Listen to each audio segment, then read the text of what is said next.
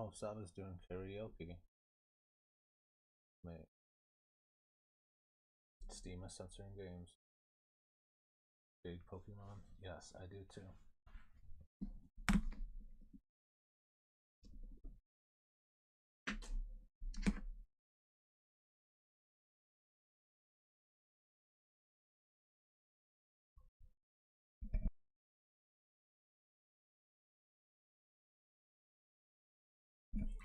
No new lost pause yet. Azur レーン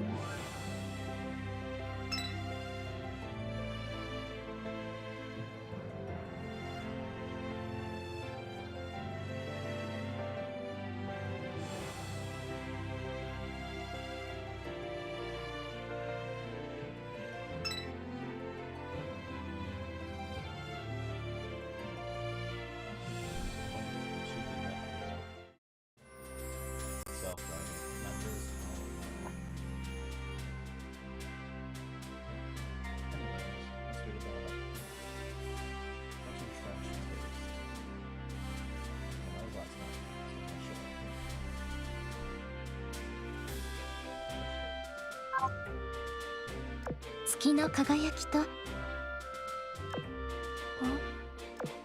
いらっしゃいませ。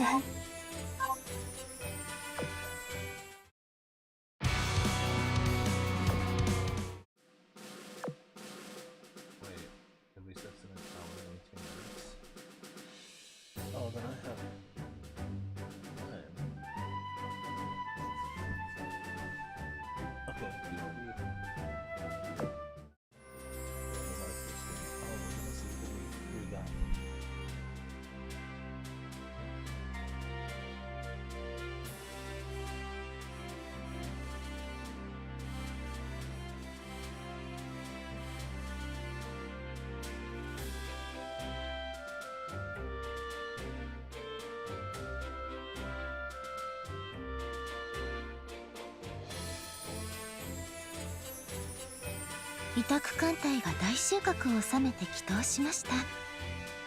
みんな無事だといいのですが。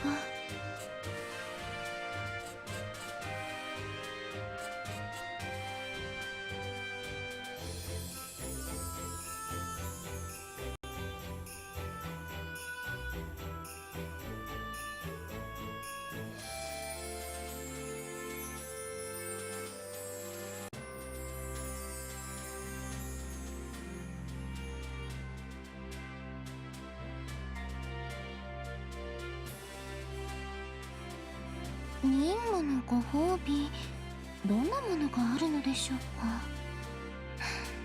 珍しいジュエルとかあったりします？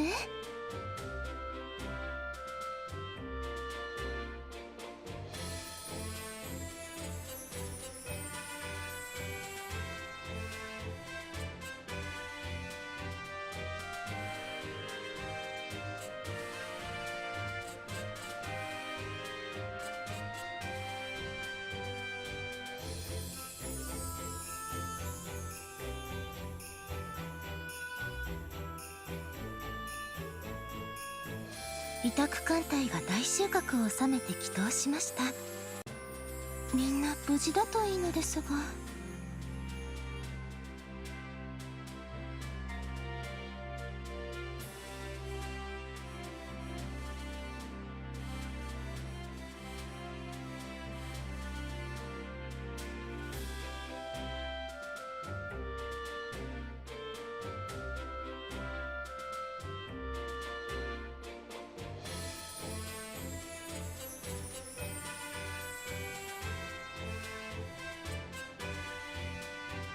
任務のご褒美、どんなものがあるのでしょうか。珍しいジュエルとかあったりします？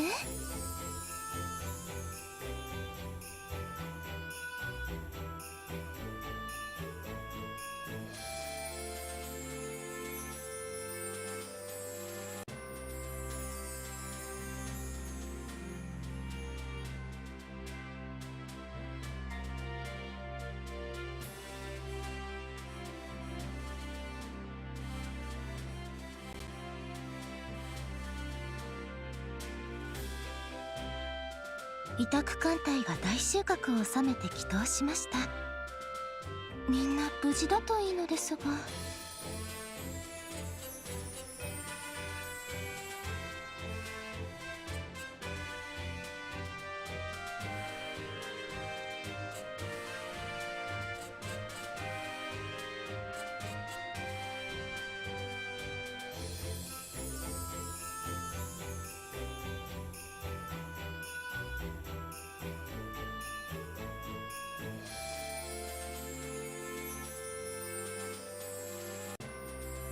任務のご褒美、どんなものがあるのでしょうか。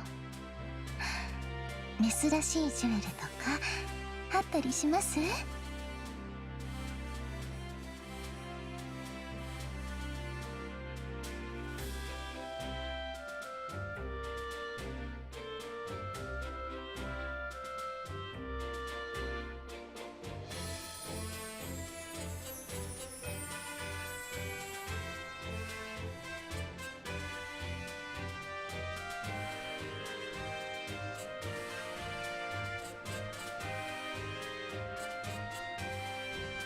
委託艦隊が大収穫を収めて帰投しました。みんな無事だといいのですが。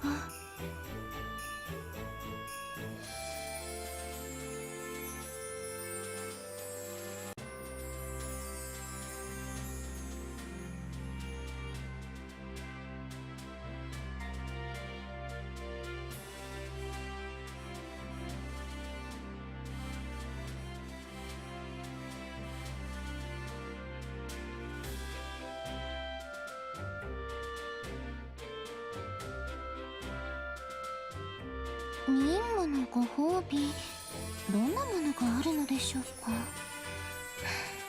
珍しいジュエルとかあったりします？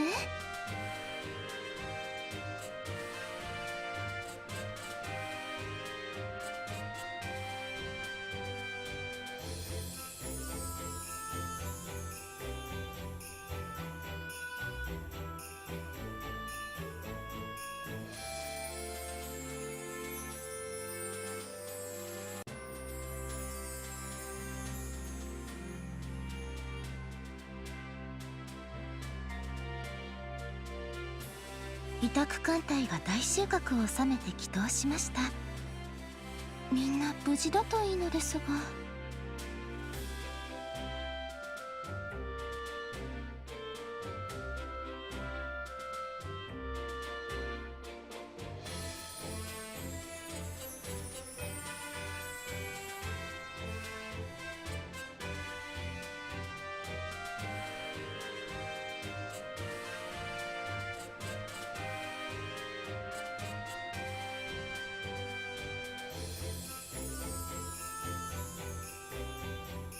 任務のご褒美、どんなものがあるのでしょうか。珍しいジュエルとかあったりします？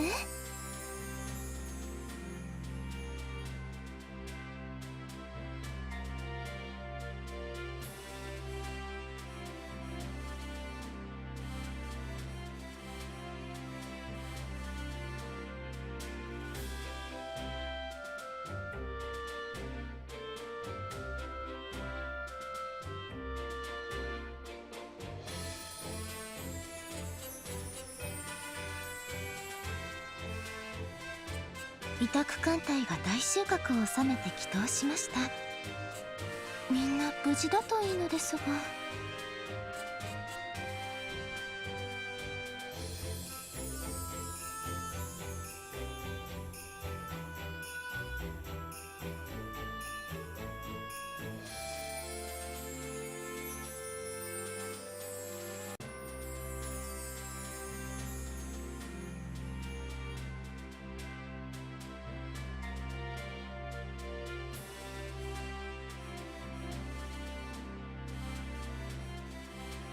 任務のご褒美、どんなものがあるのでしょうか。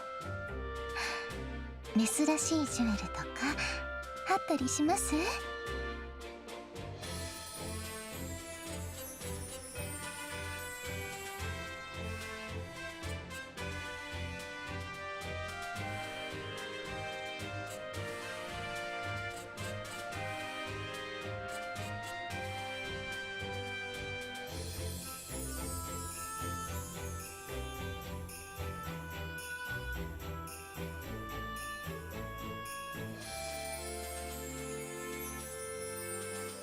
委託艦隊が大収穫を収めて帰投しました。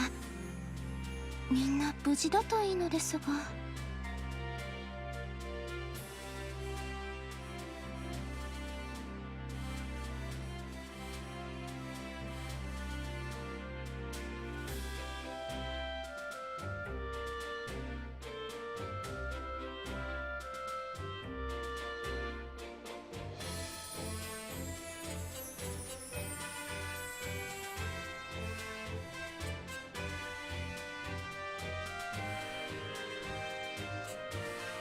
任務のご褒美、どんなものがあるのでしょうか。珍しいジュエルとかあったりします？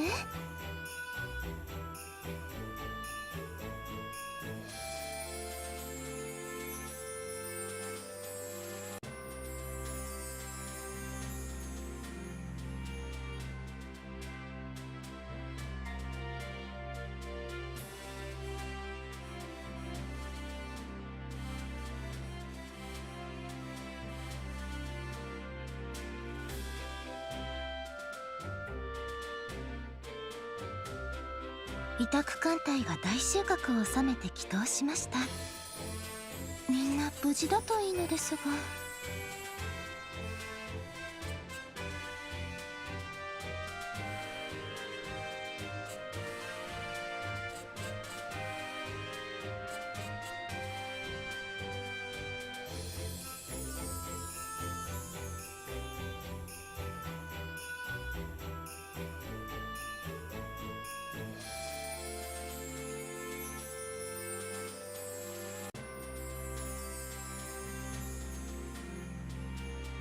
任務のご褒美、どんなものがあるのでしょうか。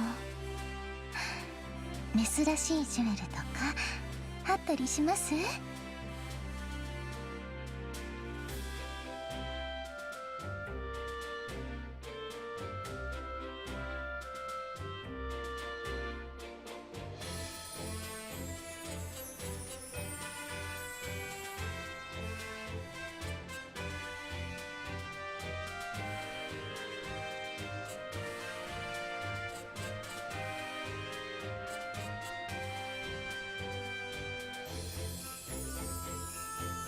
委託艦隊が大収穫を収めて帰投しました。みんな無事だといいのですが。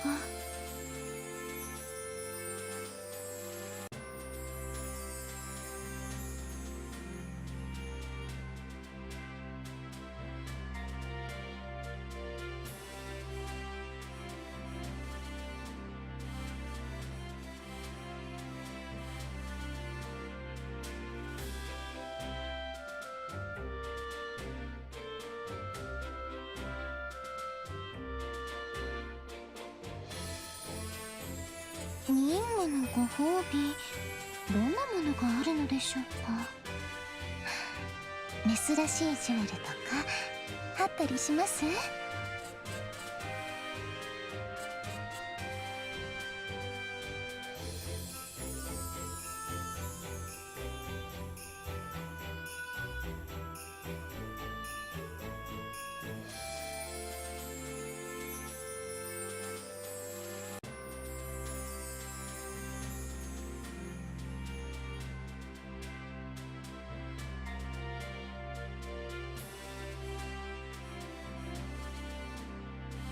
委託艦隊が大収穫を収めて帰投しました。みんな無事だといいのですが。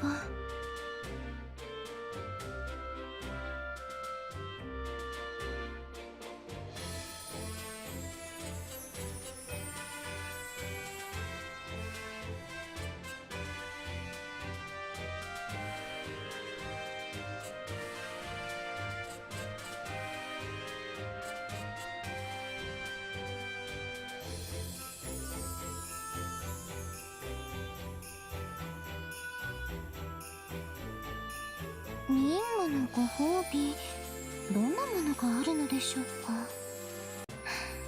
珍しいジュエルとかあったりします？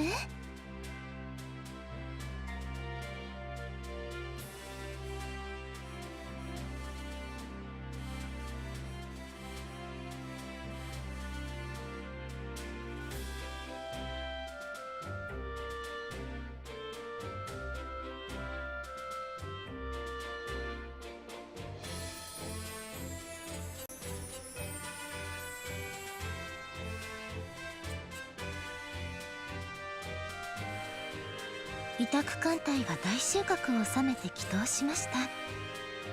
みんな無事だといいのですが。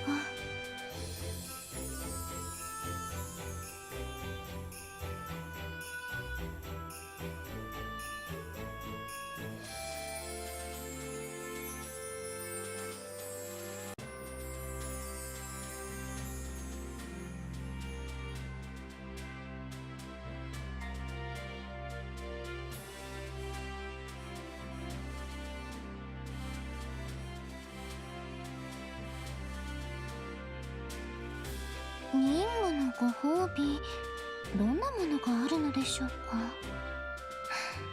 珍しいジュエルとかあったりします？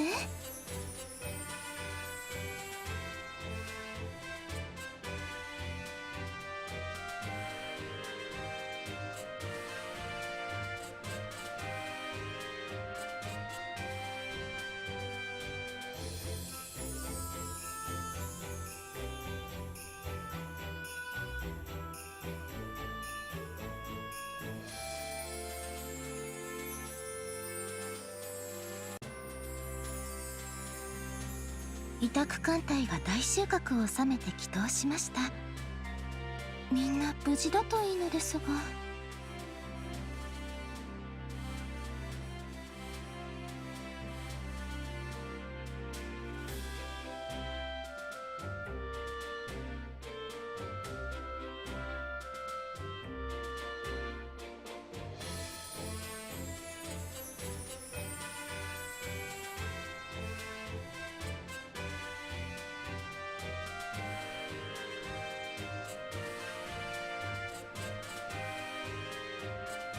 任務のご褒美、どんなものがあるのでしょうか。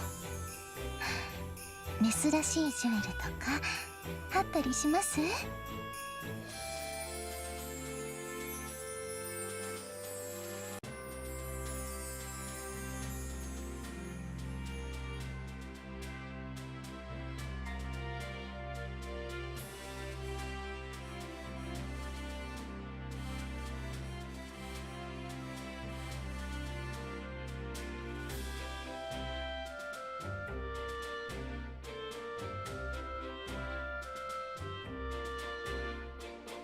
委託艦隊が大収穫を収めて帰島しました。みんな無事だといいのですが。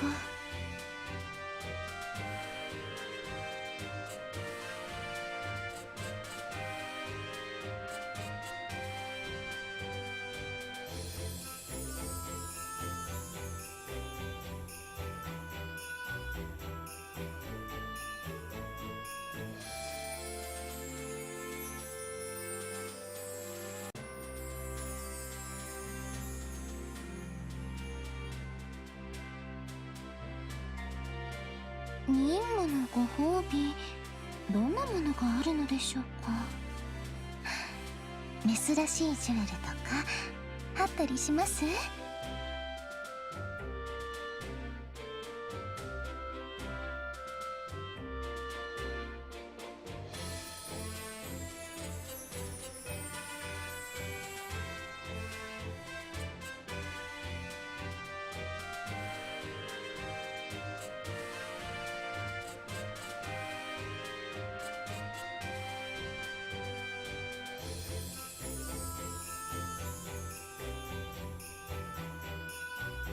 委託艦隊が大収穫を収めて帰島しました。みんな無事だといいのですが。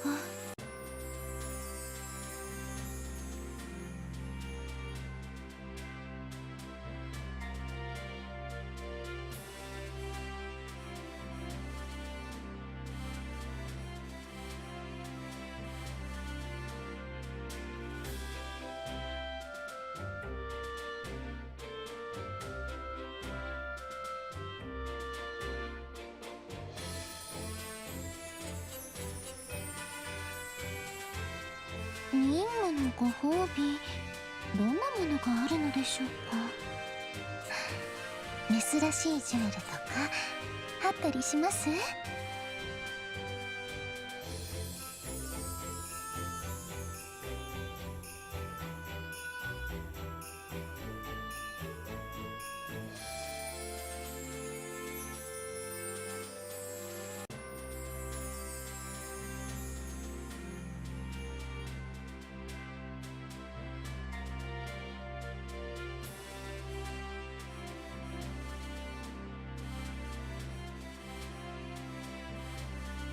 委託艦隊が大収穫を収めて帰島しました。みんな無事だといいのですが。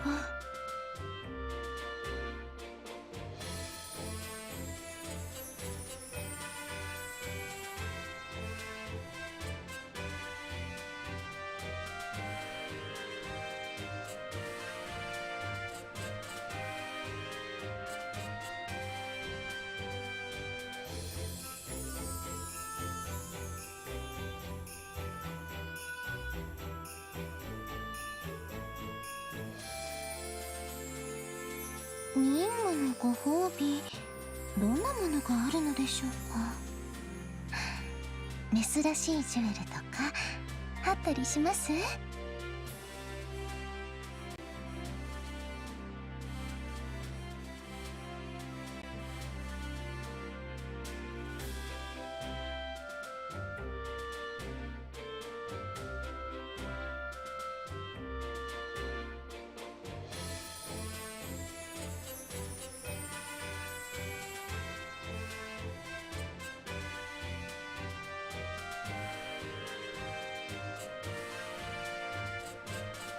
委託艦隊が大収穫を収めて帰島しました。みんな無事だといいのですが。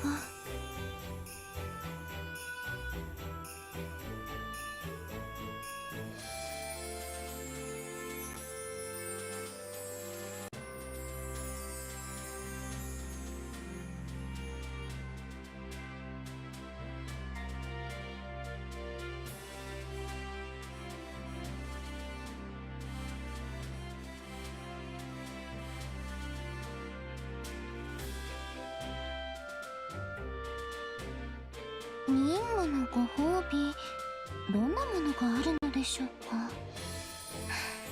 珍しいジュエルとかあったりします？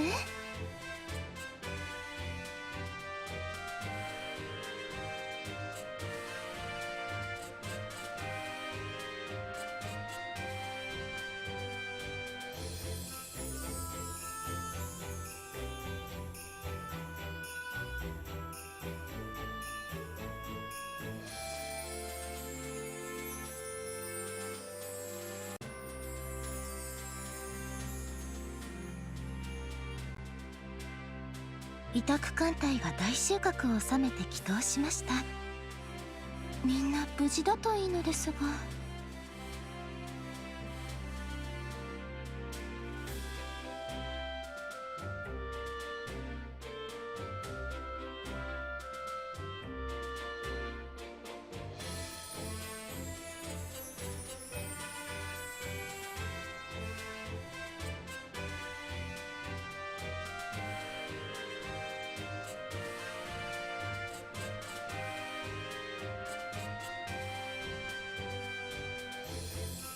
任務のご褒美、どんなものがあるのでしょうか。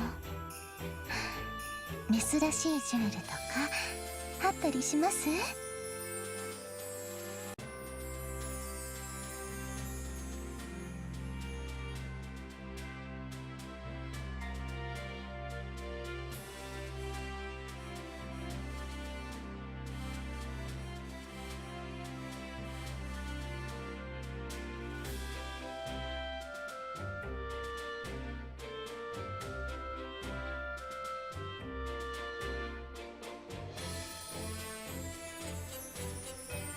委託艦隊が大収穫を収めて帰島しました。みんな無事だといいのですが。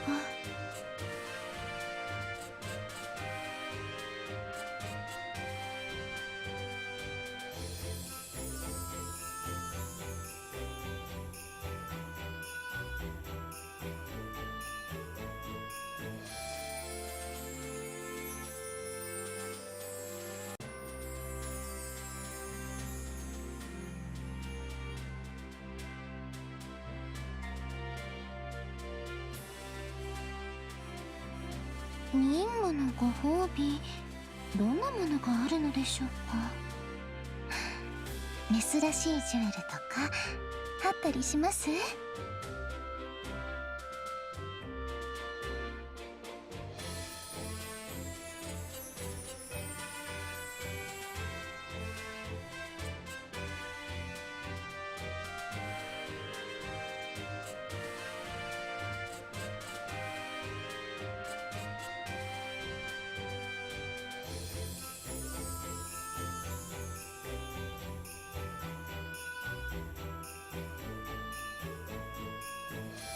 委託艦隊が大収穫を収めて帰島しました。みんな無事だといいのですが。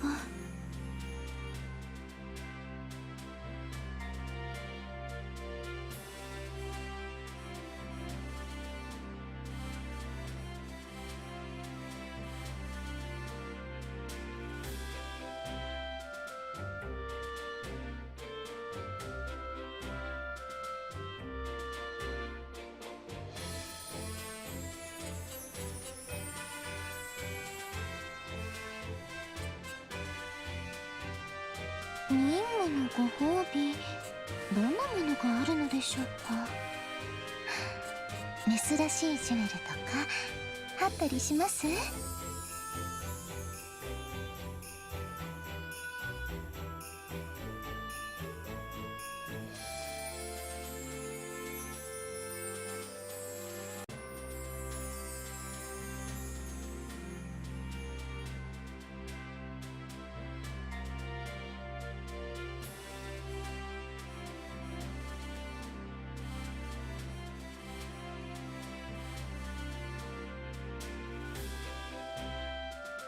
委託艦隊が大収穫を収めて帰島しました。みんな無事だといいのですが。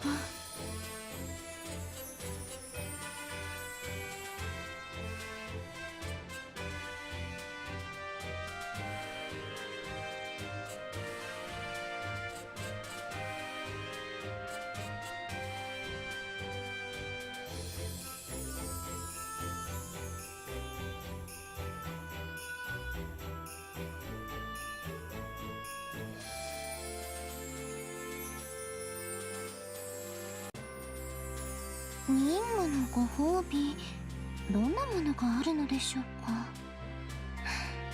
珍しいジュエルとかあったりします？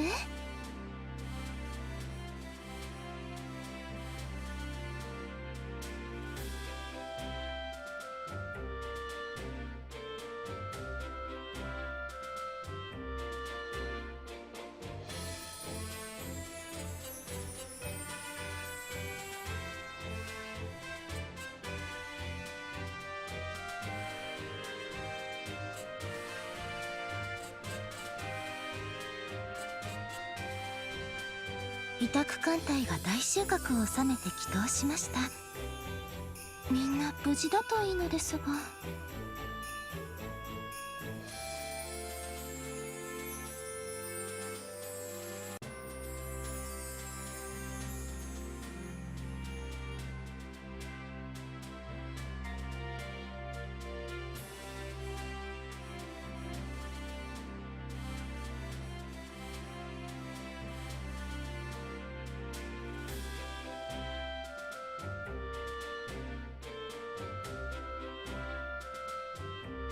任務のご褒美、どんなものがあるのでしょうか。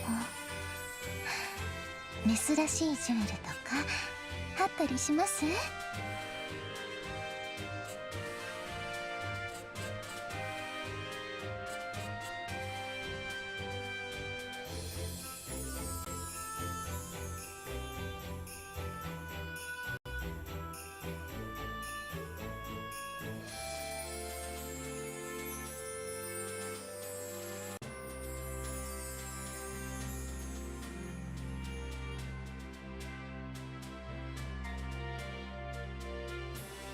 委託艦隊が大収穫を収めて帰島しました。みんな無事だといいのですが。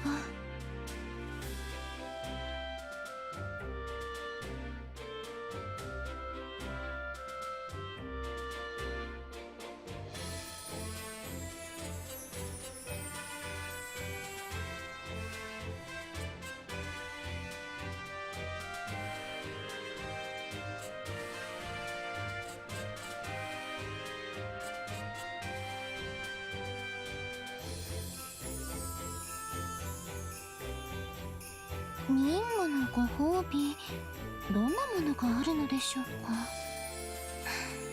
珍しいジュエルとかあったりします？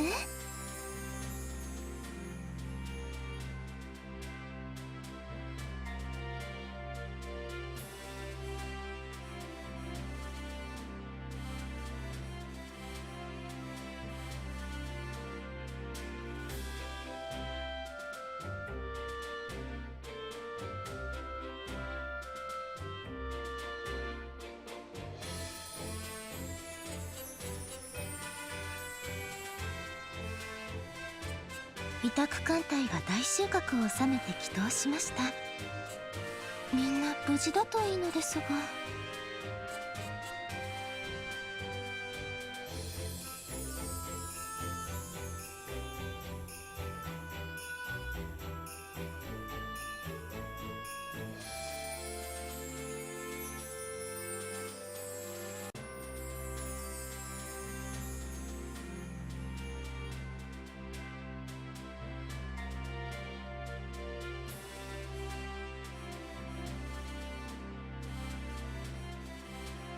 任務のご褒美、どんなものがあるのでしょうか。珍しいジュエルとかあったりします？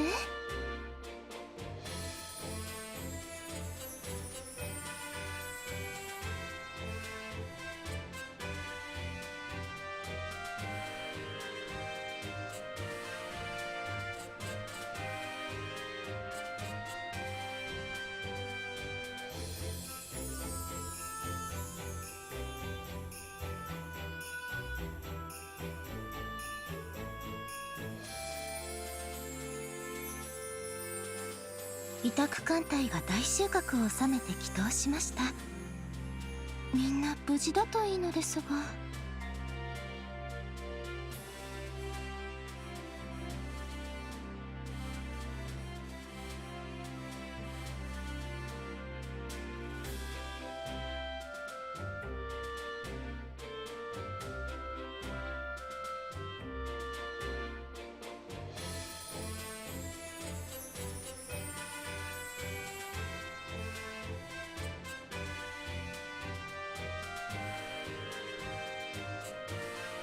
任務のご褒美、どんなものがあるのでしょうか。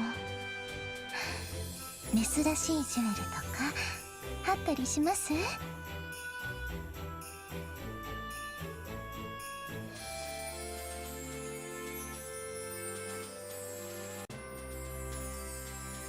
？BRB, I'm back. Left this on.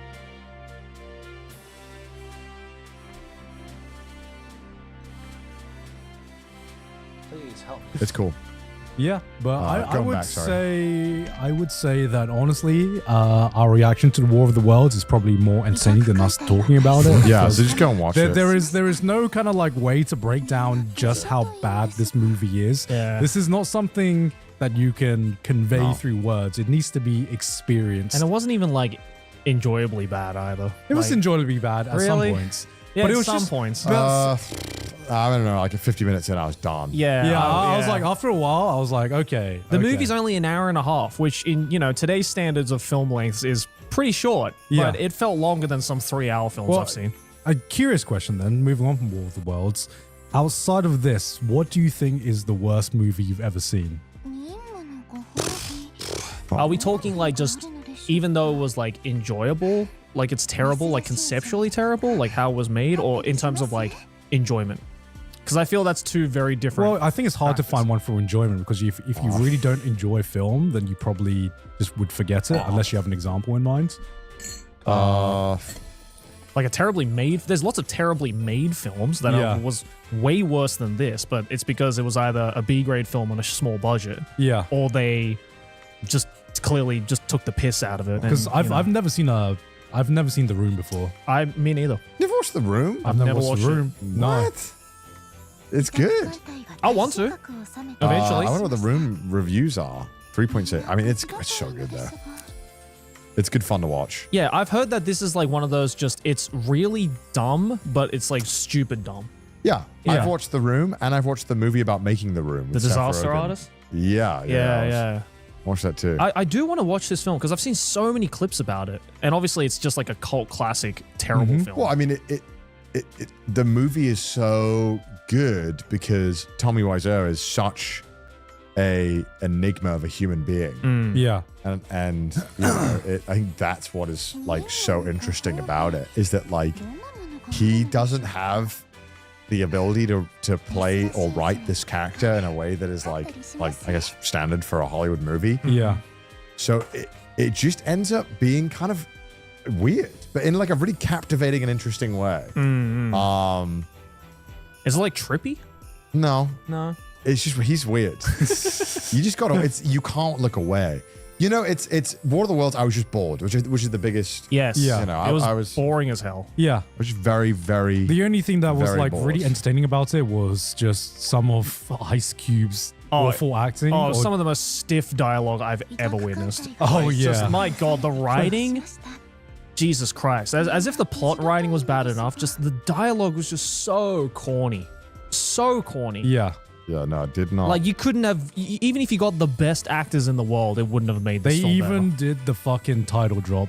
They Like, did the title drop. I can't. This is the War of the Worlds. I mean, at least in recent memory, this is by far the worst film I've watched. Yeah, Yeah. definitely.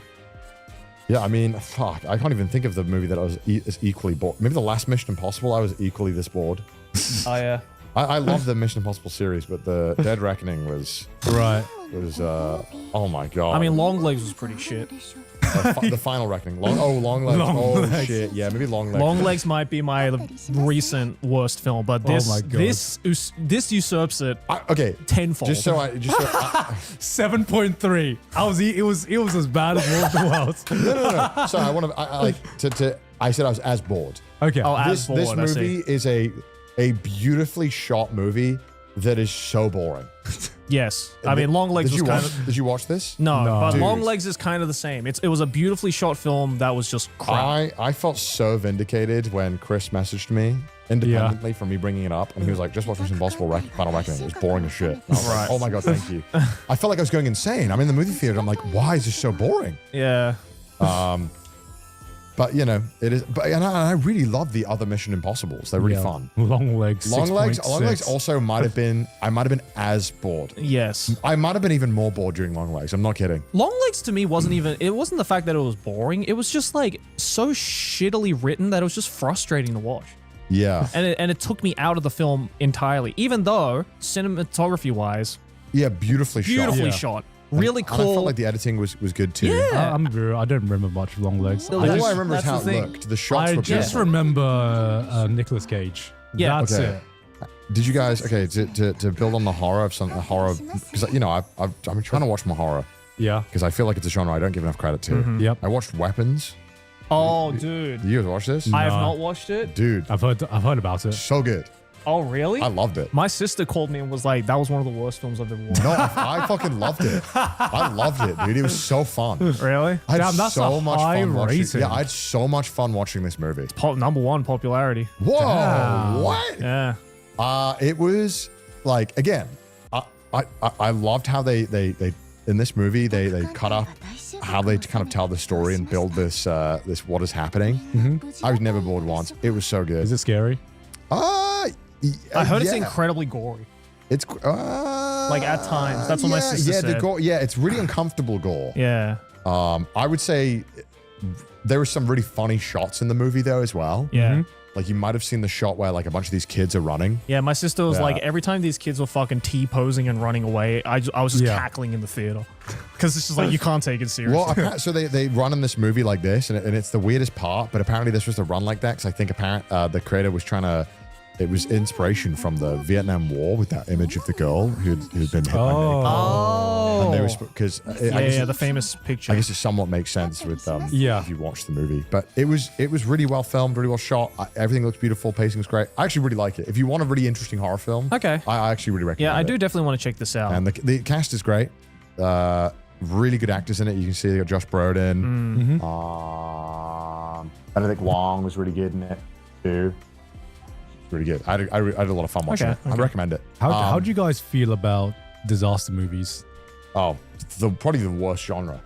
yeah, They're just, probably like the worst genre for me under horror. they've been overdone. It's kind of my guilty pleasure. Yeah. I kind of like I can't think of a good disaster I mean, this movie. is War of the Worlds. One with Tom Cruise. Is I pretty guess good. it Yeah, is. the original Yeah. War of the Worlds is pretty good. I mean, like I can't think of. Sorry, let me rephrase that. A lot of disaster movies are very, very cheesy, Yeah. but I don't know. There's just some charm to them, especially like Roland Emmerich movies. The one you know? with Nicolas Cage, The Numbers. Unknown. Is it? Knowing? Knowing, yeah, Knowing. I like that movie. I like Knowing. Yeah, I like it. Yeah. Oh, I don't know that Actually, one. I think Knowing is a highly underrated movie. I like Knowing. Knowing was fun. I mean, 6.2. I'm generally willing to watch a movie that is bad if Yeah. Nicolas Cage is having fun. I'm generally okay with it. I Well, feel like do he you often remember- brings energy to performances. Right. Do you remember the ending of this movie? Yeah, wasn't like the kid knew and then aliens are all fucking about to attack and the kid saw it or some shit? I don't know. No. I don't fucking know. It's No, been a because long time. spoilers for Knowing if you really care about. Ain't nobody the watching this. Yeah, I'm not watching this Yeah, shit. this Wait, is it's up 600 points. Why is it up 600 points in popularity? People are realizing It was that because- is actually a banger movie. No, because this is a disaster movie, and the whole. Okay, let me summarize the plot. Okay. They dig up a time capsule, and yeah. there is this one sheet of paper that just has a bunch of numbers in it, and Nicolas Cage is just like checking these numbers randomly, and he notices one of the numbers says 9/11, and then another number, and then he checks up.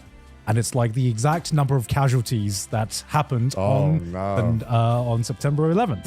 Right. And so then he starts checking other numbers and he realizes that these dates correlate to a certain disaster. And it's basically has the exact amount of casualties during that disaster. Don't ask me why the news is always reporting with 100% Yeah, accuracy yeah. the casualties. We're going to ignore that little plot bit for a bit. But then he notices that the date catches up to current times and there's still numbers that keep going. So basically, he knows that there is going to be a disaster happening on certain dates and the exact number of casualties. So he tries to stop it and it's always a question of, is he crazy or does these numbers actually mean anything? And so the plot twist in the end is that the dates end after the string of dates end after a certain point. And then Nicolas Cage realizes, or it gets revealed, that the sun is going to have a massive solar flare and basically strip the Earth of its atmosphere, and the world is just going to end. Okay. And then that's what happens. And then there's this moment where Nicolas Cage is just like, why was I meant to know these numbers if there's nothing I can do about it? So it's actually, I think, a really... There's like a mystery element involved in it as well. There is a mystery element involved, but it has the balls to be like, the world is ending and there is nothing the main character can do about it. Right. And the ending is just him going back to his family and having one last touching dinner, watching the world end together. And I'm like, damn, that is a pretty powerful fucking ending. Right. Yeah, I don't think you always have to save the world. No, I exactly. don't think the world is always worth saving. Yeah, and it's always stuck with me because this was a film that I randomly bought on some pirate DVD in Thailand, and I was like, why do I keep thinking about this ending still to this day? And I'm like, oh, it's because Compelling. yeah, It's like the bad end, I guess. it's a compelling, interesting ending. Yeah, I've watched some fucking range of movies. God, the War of the Worlds was so shit, man.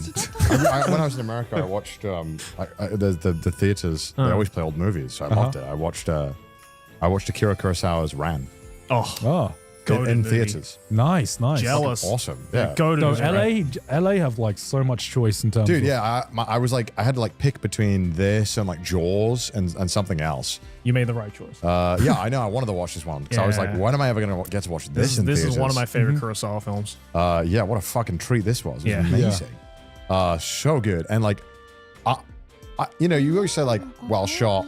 I've never seen a movie where I'm like, damn, every single frame you could pause and just like put it on a wallpaper and you'd be like, God damn, it's beautiful. Yeah. I think I don't They remember. built an entire castle Yeah. and burnt it down in this movie. I don't remember if this was the movie or it was a different Kurosawa film, but I think at the time this movie came out, this movie had the record for the most amount of extras in any movie. I wouldn't be surprised. Because there are straight up scenes where there are like literal like thousands of extras in just like a 2 or 3 second shot. And it's like the scale is just like unbelievable in this movie. it's based on Shakespeare's King Lear. So if you know King Lear, you know the story. Okay. I think Shakespeare's work always gets retold, but I think it actually kind of works in the feudal Japan setting because of how strict and dire everything is. Every sentence is something to be feared.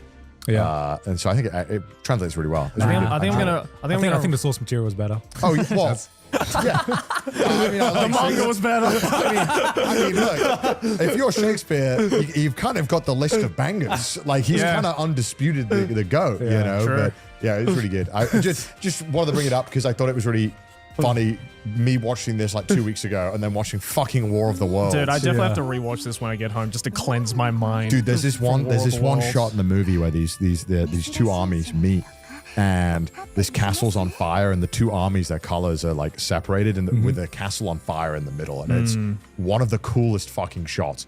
And I googled it. Apparently, it was like they spent so much money building this castle. This is the shot. Yeah, They built so much money to build this castle to burn it to the ground. That's crazy. Yeah. We used to get shit done. Yeah, we There's did. a We used to 40-year-old build film things as well. and burn it down just because we could. It's know, crazy, man. Back when practical effects, you know? But it All the looks CGI it looks so now. good. 艦隊が大収穫を収めて帰島しました。みんな無事だといいのですが。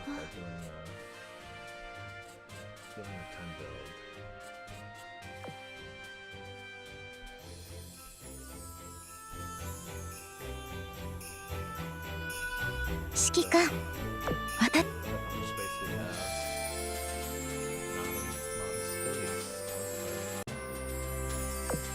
午前中の公務でも午後の定期メンテナンスの時間ね。美しい見た目、女の子の秘密を知ろうとする。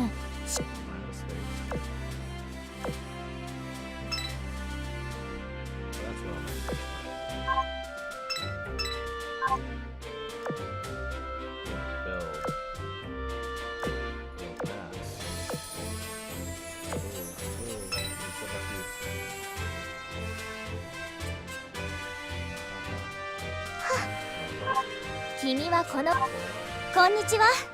ノーフォーク姉さんの妹、ローセットシャーです。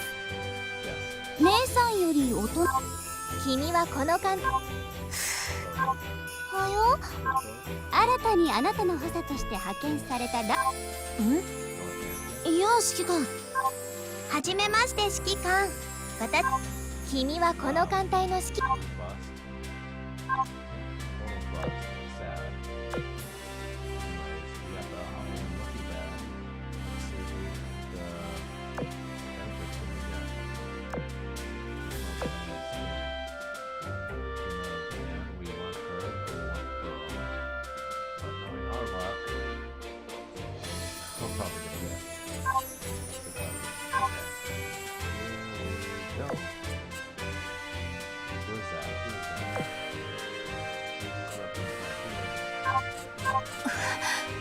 ここはどこ？力が入らない。私は悪魔化の罠にかかって捕まった。お前が罠を仕掛けたのか。許さない。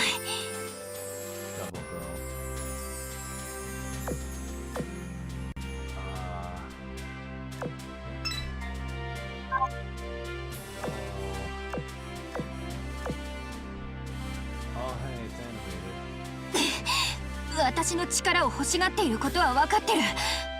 これで私が屈するとは思うな。悪魔化が進んでいる。これ以上はも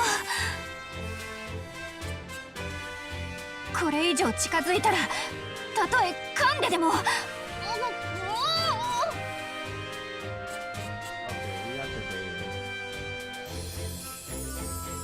ここは敵の本拠地のはずなのに、なぜお前しかいない。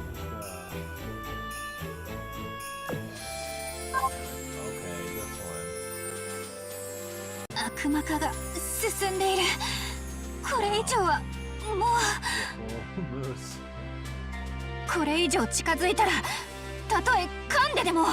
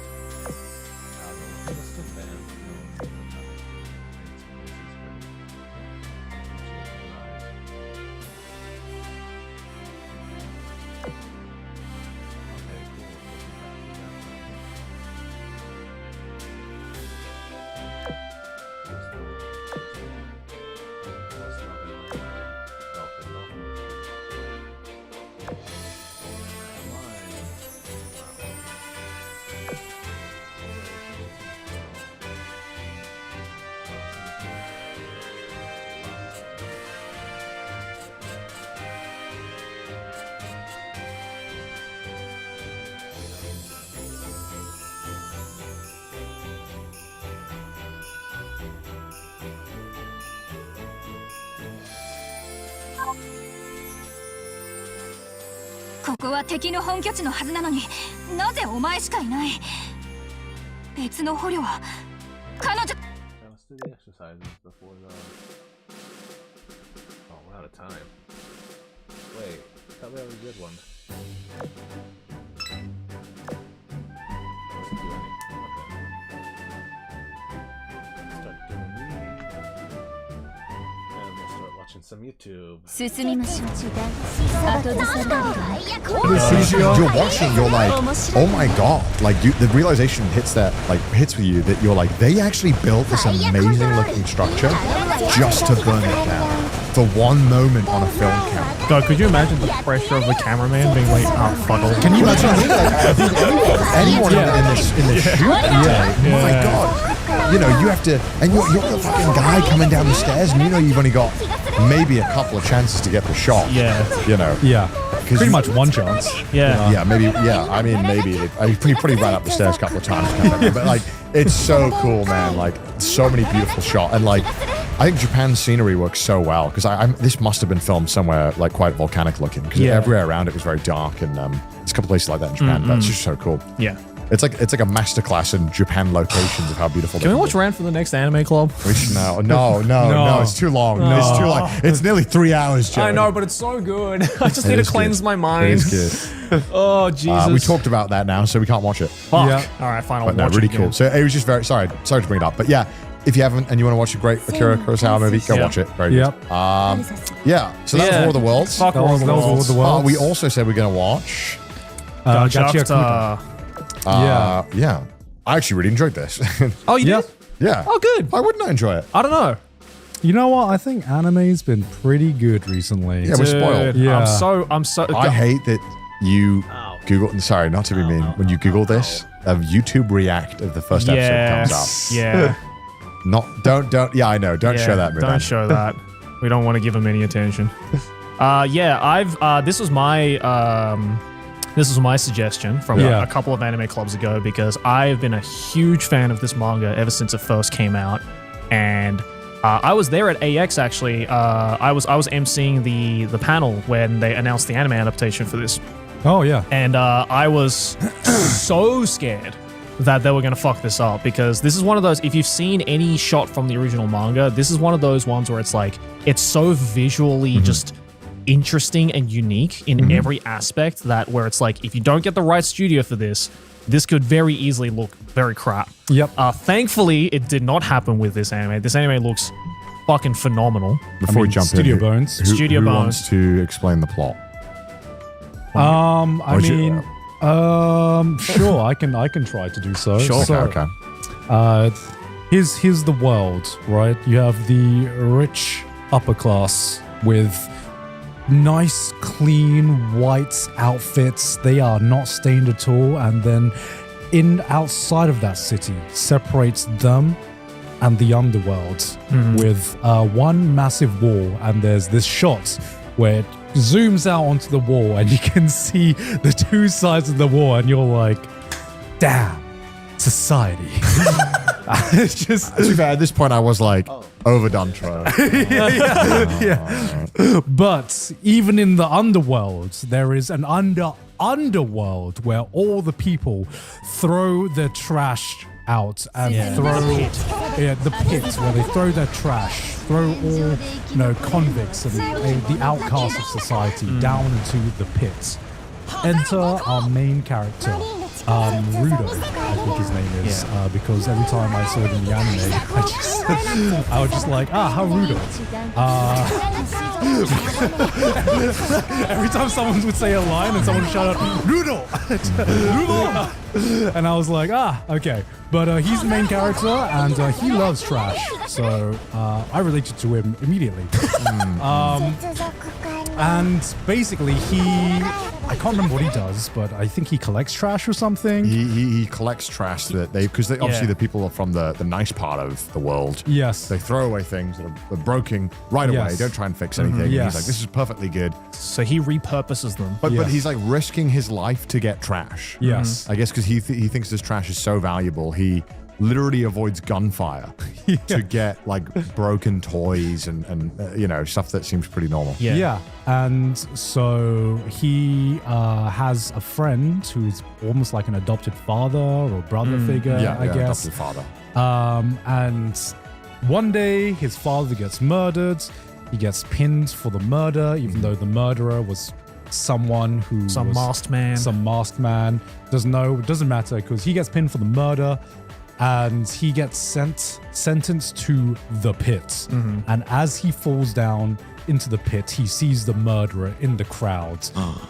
Also, there is a girl that he likes, I guess, and then as he falls down before he falls down into the pit, the girl's like, "I hate you." Yeah, by the way, there's a pit. This whole world is like on like a cliff edge, kind of. Yeah. And there's just a pit, and they, instead of killing people or whatever, they just throw them down the pit. Yeah.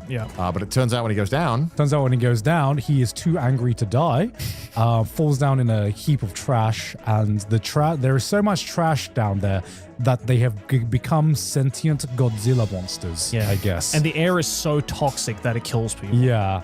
But there are people living down there, apparently, with special powers that are imbued into special items. Because the power system, which I thought was pretty interesting, is that items that are treated with love and care are able to basically gain special powers to the people who wield them. Yep. As I said, society.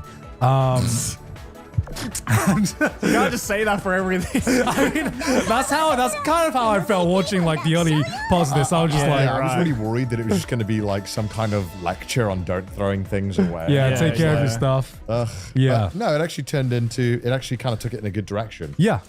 Because I think at the beginning there were a lot of tropes there that were really visually ham-fisted into you to be like, okay, I see the message you're trying to portray, but after you get over that hump, it does actually do a lot of interesting things, and I think this show is the perfect kind of like perfect line between something that's I guess like some cooler ideas and some edgy ideas, you know? There's such a fine line between what's edgy and not, and I think it all comes down to execution. And I think the execution of this is much more on the cooler side of things than the edgier side of things, even though I'm describing it and people are probably going to take this like, that sounds a bit edgy. Yeah, because literally it's just like stylized. It is. Yeah. Yes. But I think the style, how it's very stylistic, and I really like the heavy lines. Of the characters in the world, and I think it really works. And what's really cool as well, at least with the original manga, is that Urana Kei, the creator, hired one of her graffiti artist friends to do all the graffiti in the manga. Yeah. Oh, that's so sick. So if you actually read the manga, and I'm pretty sure maybe the same person helped with like the design direction in the anime as well. All of the graffiti in the manga is specifically designed for the manga to give it a little bit more of that kind of gritty kind of, you know, street edge to it. Yeah. I also believe Urana Kei used to be an assistant to the creator of Soul Eater and Fire Force. I mean, makes sense. Also, she seems cool as fuck. Man. She recently came out in an interview and she's like this, like, everyone's like, yo, she's a goth mommy. What the fuck? Oh, yeah. She looks exactly like the person who would make this manga. Yeah. I think it's really fun. And I gotta say, one of my favorite anime openings in a very long time. Oh my god, dude. The Pale anime, Dusk, fuck the anime opening, the animation in the anime So opening sick. is so unique, and it's just so cool.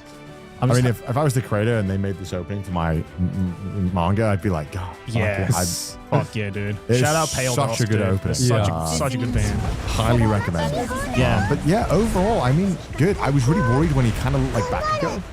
Oh yeah. I was like, oh god, not another trope of a fucking angry kid who's just fucking screaming all the time. And for some reason, Japan loves these fucking absolute morons. Yeah. Who just scream and are angry.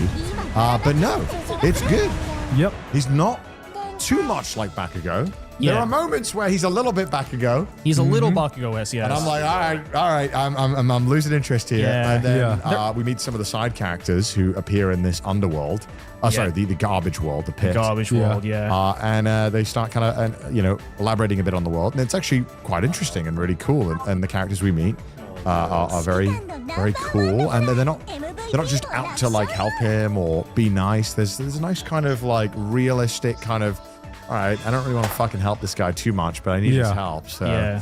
All right. I just fucking love Dior, man. She's so fucking cool. Yeah.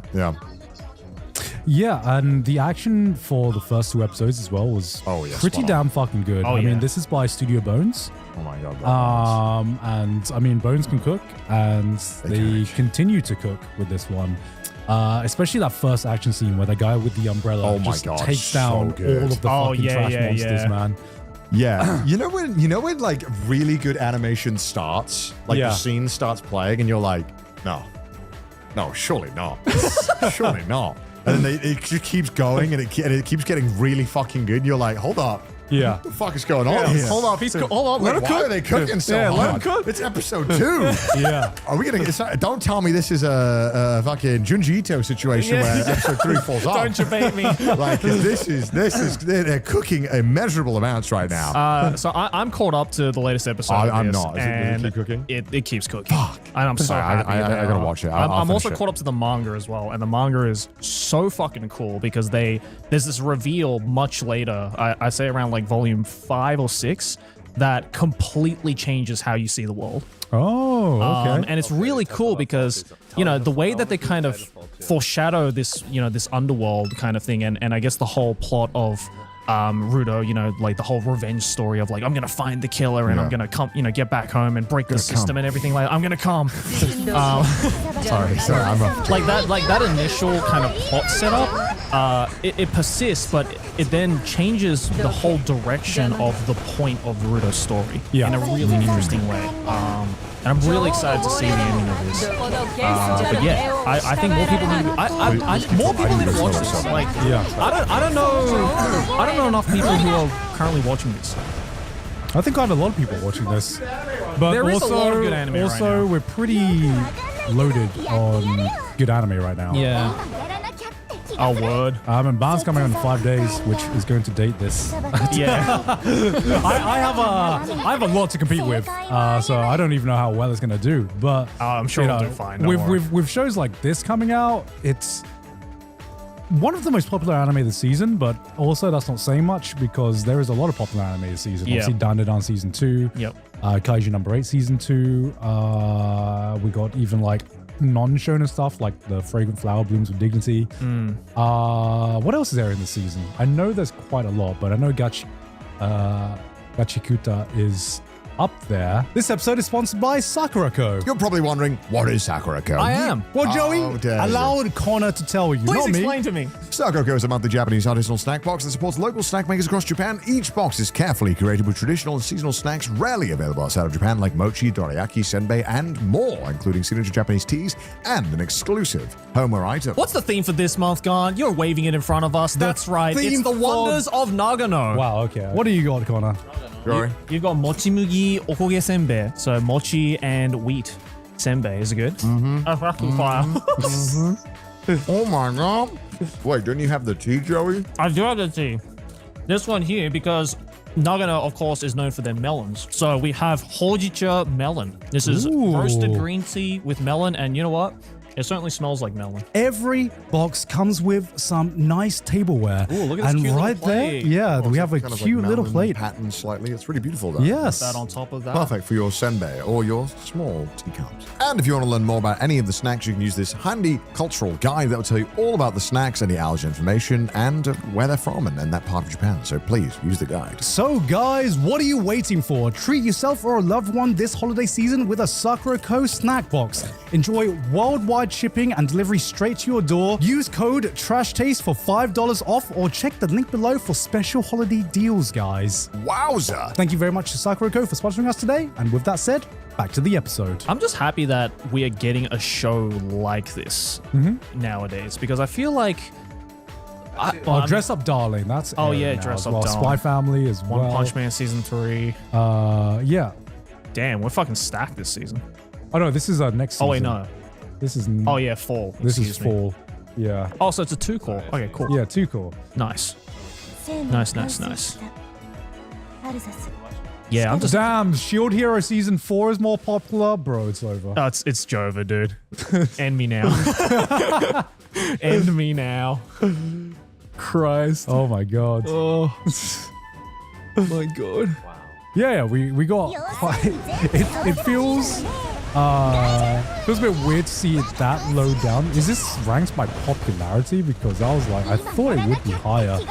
Yep, ranked by popularity. Check my anime list because live chart. I feel like there's a lot of fancy people that watch live charts. Seasonal anime. Yeah, seasonal anime. Is this copium? I'm We're like, just, please. Okay. Togen Anki is the most popular. No, that's not. That's not by popularity. That can't be right. Yeah. Yeah. How do you sort? Oh yeah, filter. Here we go. No, sort. Go to sort. Oh yeah, there we go. Members. Huh, that's weird. Oh, I guess it is. Well, I go down because I can see more members for Dundadun than I do for Togen Anki. Oh yeah, what the fuck? That's must be a Widge glitch. Okay, keep scrolling down, I guess. Oh, there it is. Okay, so it's number 4 if we're not including number the first 4. one. Yeah. Okay. So, a lot of shonens this season. Yeah. And one romance that is very, very popular. So I think that checks out. Yeah. But Isekai's also always popular, right? Yeah. Yeah, the Summer Hikaru Oh, Died it's, is more, this it's month. more popular than Summer Hikaru Died. Yes. Oh, I was not expecting that. At I feel least- like I've heard more people talking about Summer Hikaru Died over Gacha. At least in Western audiences. But Yeah. Western audiences, if it's shonen, it's always going to get like a few more points Right. up in popularity compared to any other genre. That is true. Look, That is Joe, true. this is the community that only watched Solo Leveling. Yeah, You know, it's, that is true. they have one genre they can talk about. So just by the fact that it's a shonen, it's going to be pretty up there in popularity, Okay. at least for the Western audience. Okay.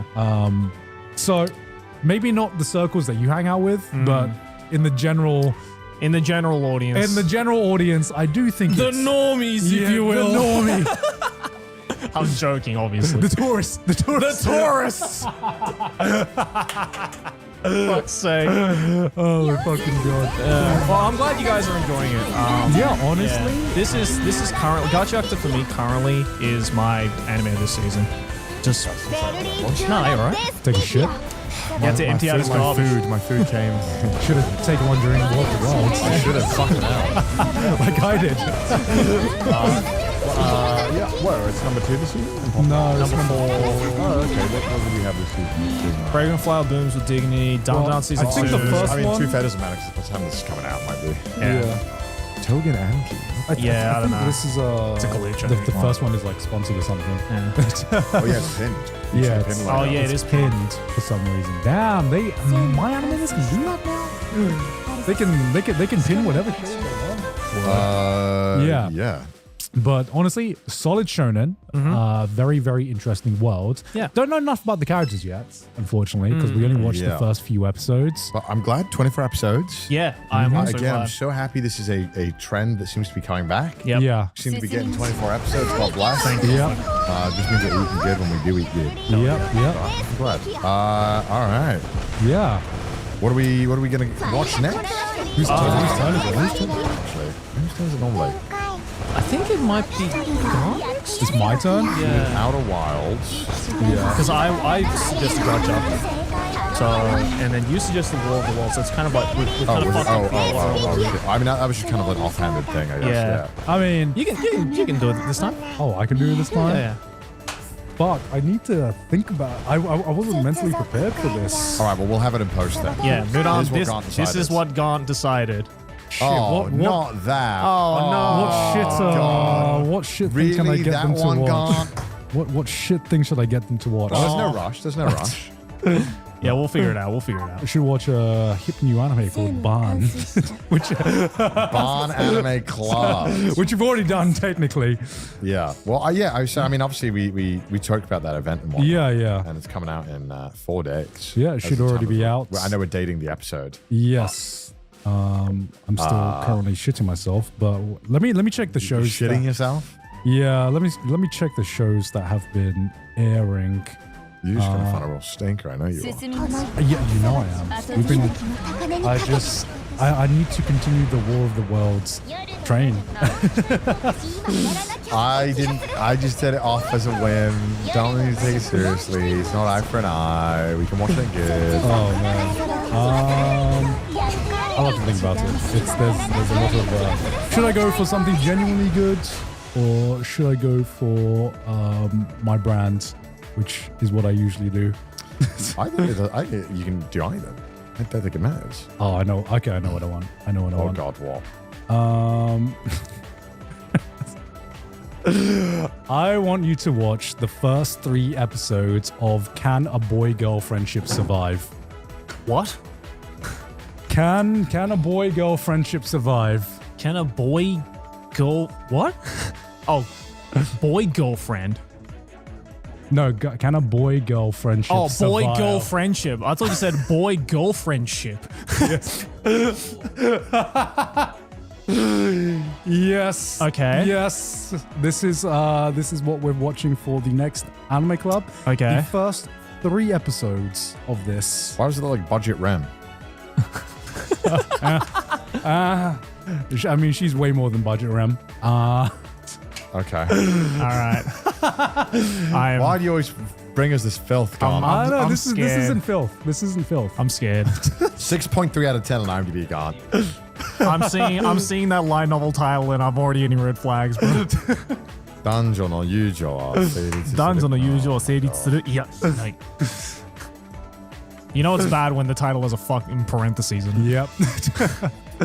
All right. That's Okay, next. so that's next month's. And the other one that we are going to watch, you guys over on the Patreon can vote for. If you go over to patreon.com/trashtaste, by the time this episode comes up, hopefully there will be a poll. You guys can vote on what we will be watching next. It can be good, it can be bad, it can be anything in between. So by doing that, you are participating in the anime club and supporting the boys. So Yes. patreon.com/trashtaste, links in the And description.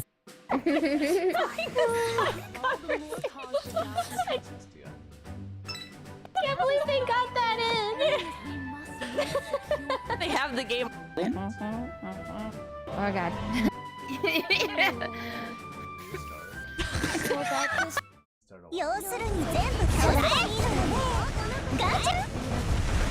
It's cool. Yeah, but I Going would. back to it. Yeah. I recently played Titanfall 2 campaign. Okay. Annual campaign. Why? Why now? Because I never played it. I heard it was amazing. And I was like, you know what, fuck it. It's only like 4 hours. Like, greatest fucking campaign I've ever played in my life. Really? It's 4 hours of just amazing. It's so good, dude. I know nothing about this game. I only know the title. So, like, it's a weird game because I guess Titanfall 1 didn't have a campaign from my memory. It came out on the Xbox One. And you remember that was a whole thing. Yeah. And it was kind of like a mech and people PvP game. And then number 2, they just released just like one of the greatest fucking campaign games I've ever experienced in my life. What was great about it? It's like, so it's 4 hours, very concise. It's just like some of the best action and movement in a video game, but like so cinematic and in like a cool way. And there's so many cool moments. And the characters are really fun. You know, it's just you and the mech and stuff. But man, it's so fucking good.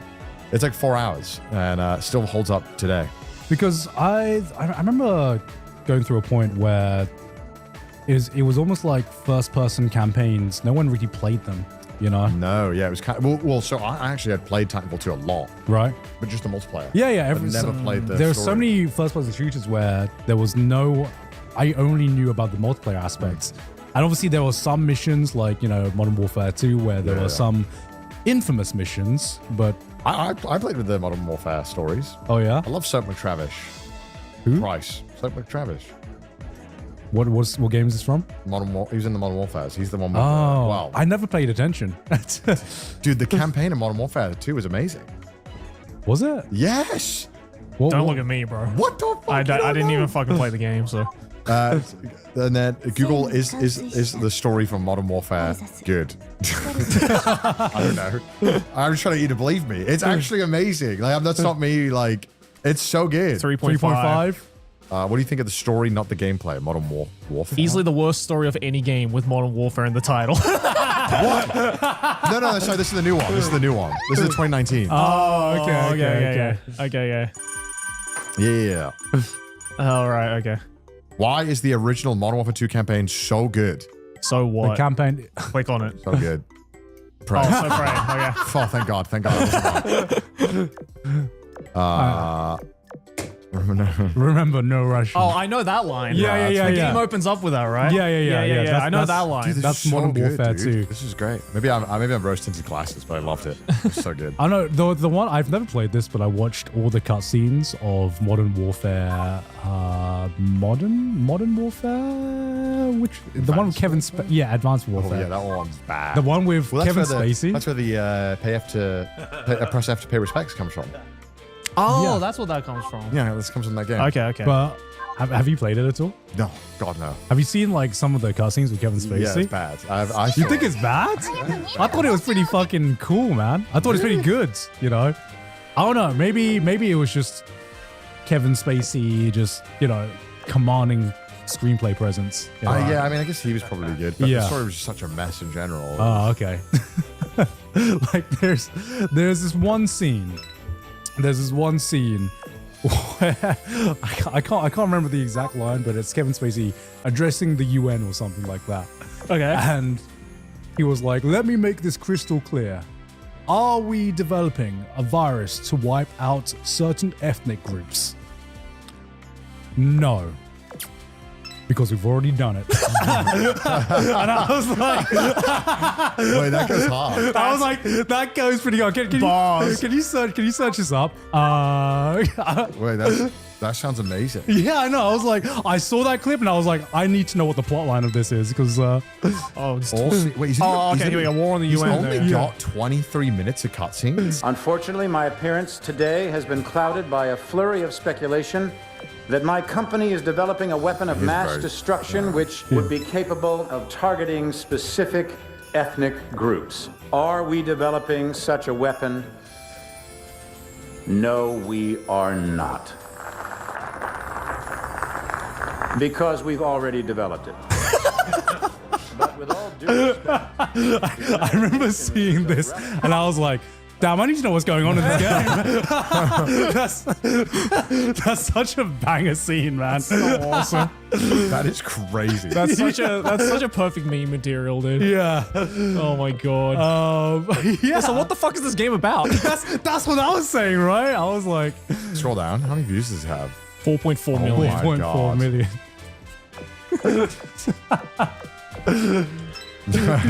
What a troll. Oh, that's so funny. Yeah. I don't know how good I don't know how good the game is, but yeah, Kevin Spacey's role as the main villain in this, I was like, all right. And then he became a real life villain. Yes, Yeah, he did. Foreshadowing. Yes, unfortunately. Damn.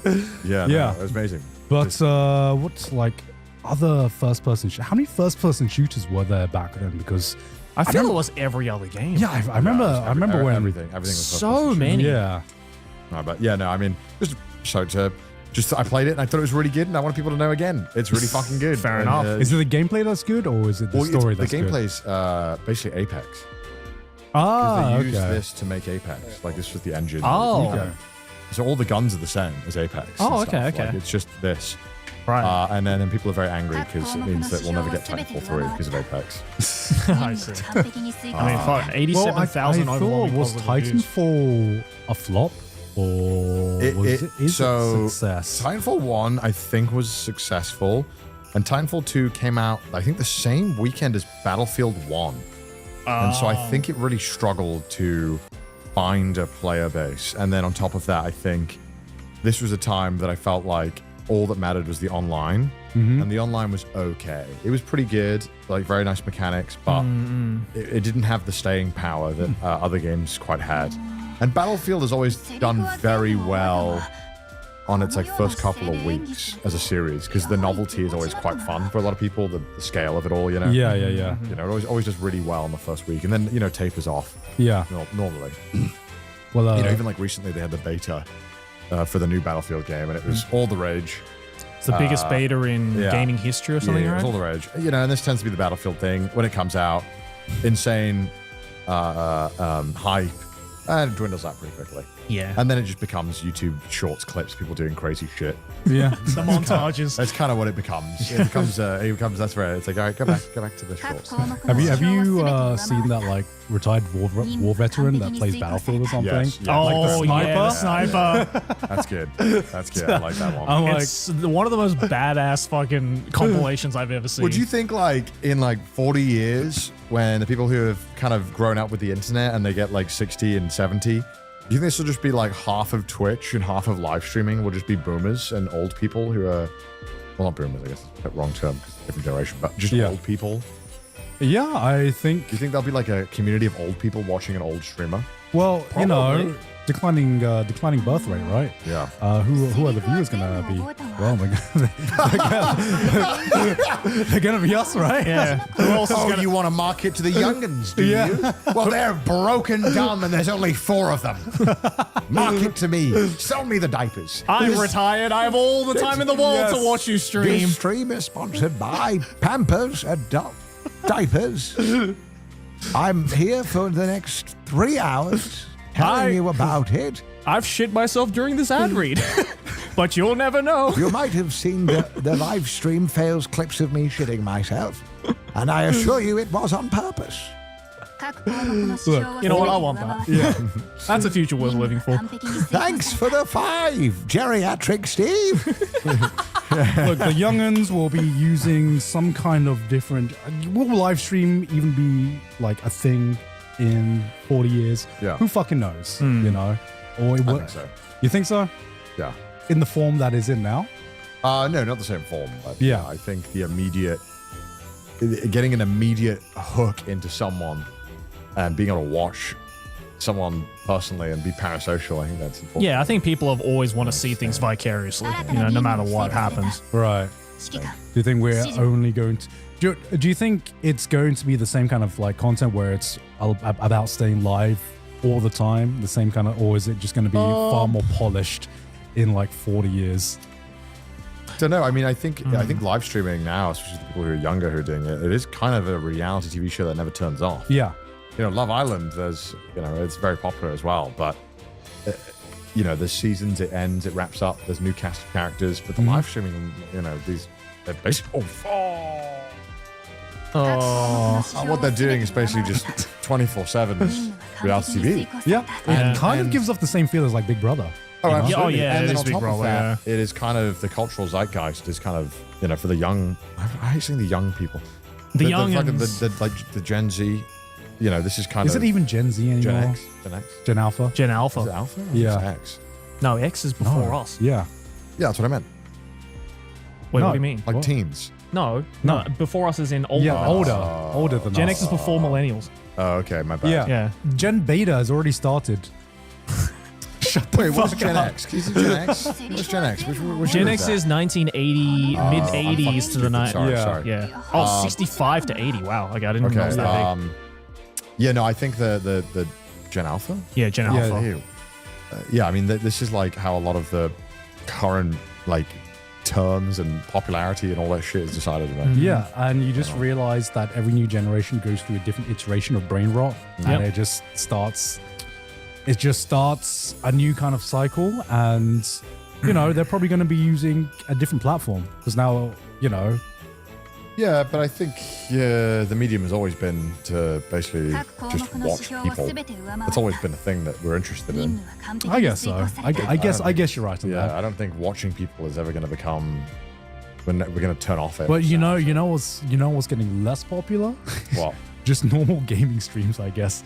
I guess it's, as you said, a lot of the popular streams now, it's all about kind of like the Big Brother vibe. Of Like a just- show. Yeah. Yeah, no, absolutely. Yeah. I think it is not what it's doing well. Mhm. I think because again they want reality TV, Yeah. and you playing a different game every day is not that. I mean, I'm sure it is a reality, but it's not necessarily an interesting reality for a lot of people. No, You know, people Yeah. want to see drama all the time. And Yeah. interesting things happening. Or you You know what? Maybe everyone is secretly a slice of life fan. They just don't know it yet. You know, because that's Gotta what all this. disagree with that one. That's what Yeah. all this. That's what all this shit That's, is. yeah, I guess that's what live streaming is. It's just slice of life. It is. Yeah. How did we get on this? Oh, old people in streaming. Old people in I was streaming. like, how the fuck did we get on this? Do you think you're gonna still be streaming? Who knows? I honestly don't know. Well, there's never going to be any shortage of games to play, I guess. So I mean, I'm sure there'll be a point where I'm doing it a lot less. Yeah. That will happen, but I don't know what that looks like or why. Yeah. I think it'd be a fun way to spend retirement. You know, just fucking hopping on and being like, yeah, whatever. I'm just gonna fucking play a game, and if people want to watch, then cool. I do. Not hope that I'm gonna do that. But Yeah, Joe. I was like, does that mean that's what you're gonna do, Joey? fuck no. No, I'm playing games on my own. I don't need people watching me. Yeah, I was gonna be like, Joey, you can find 10 million other hobbies outside of streaming before you get to streaming as a hobby for retirement. Man. Yeah, and I did already. That's why I don't stream anymore. Yeah. This dude is badass as fuck though. Oh yeah, this is These so clips great. are so cool. I love those glasses. Yeah, he's so locked in. Look at Yeah. that shit. God damn. I'm like, I can watch. Damn, I can bro. watch this for hours. gross KDA ratio, man. Look at that shit. Yeah, right. So what are you going to be doing in 30 years then, Gon? What am I gonna be doing in 30 Yeah, years? How old will you be in 30 years? 65? Damn, you got to call it out like that. Shit. Well, I Joey. mean, I'll be 60. You'll be almost 60. I won't be 60 though. 50 young. The new 30, they say. Aight. Still doing the Trash Taste podcast. Oh my god. Welcome to episode 5400. Today we're going to be talking about shitting ourselves. Mate, the topics probably wouldn't have changed that much. You No, know? definitely not. Yeah, if we got to episode 1000, wouldn't that be like 20 years? Oh my lord. What? Oh, yeah, fuck. Oh. You're right. We're already a quarter of the way there. I don't think we'll get to 1,000 episodes. No. I think the number looks shit in the thumbnail as well, in the title. Like 1,000. Like, I'm not clicking on that. 1,000, bro. I mean, Pack it in. there are some podcasts that go to that episode length, right? Yeah, but I Yeah. think they don't. It's not like as long as ours. Yeah. Yeah, it might also be like a daily show. Like, Yeah, some daily shows must get up to like 2,000.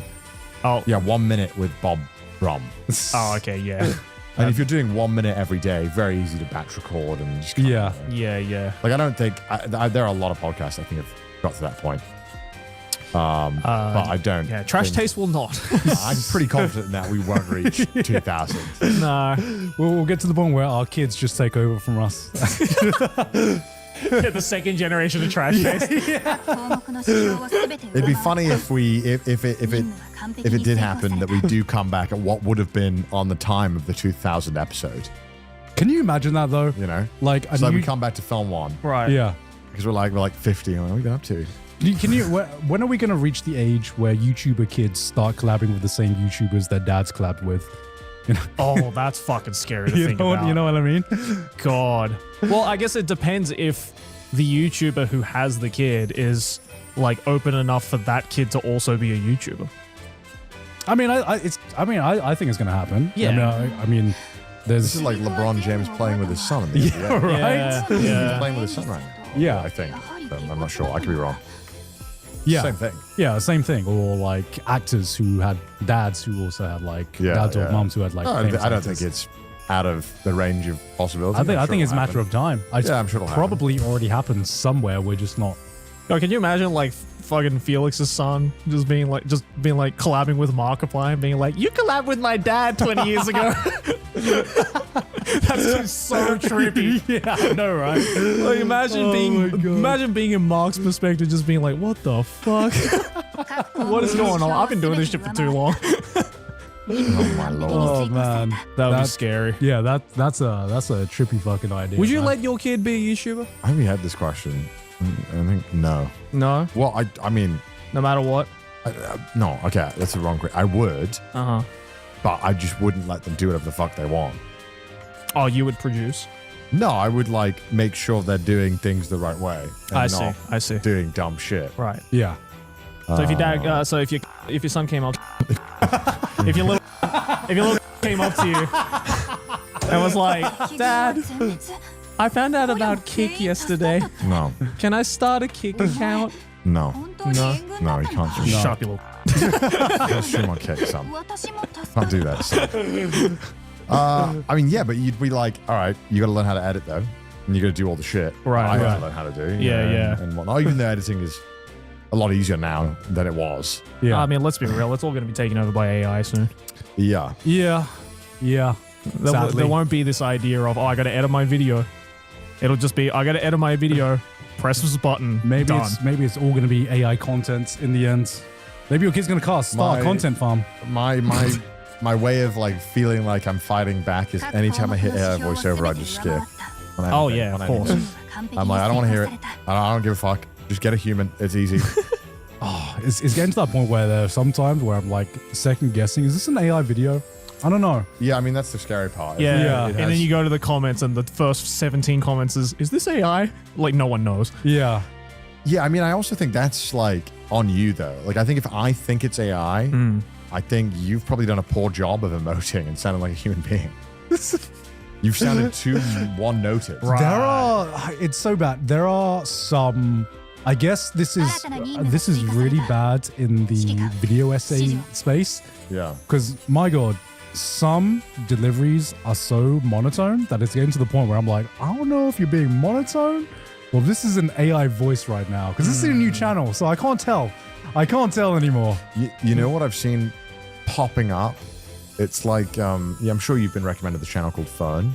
It's the one that does those like 3D animations and the voiceover I actually quite like a lot. Right. Yeah. But there's like a million channels in this style. Can you type in Fern on YouTube just because I just wanted to show you the style? Fern? Yeah, Fern. It's Like a- FERN? Yeah, FERN. Quite interesting videos. They put them out quite fast. It's quite unusual. Oh, okay. Oh, Have you seen these? I have not seen I've these. seen these, yeah. So just click any of them and you'll see what I mean. Like, yeah, they do like this kind of 3D like animation. Just skip forward ahead or something. Okay. Okay, that's okay. Oh, okay. Like this. It's like, Modern Warfare 2, where there Yeah, were yeah. some infamous missions, but, I played with the Modern Warfare stories. oh yeah? I love Soap McTravish. Twice. Soap McTravish.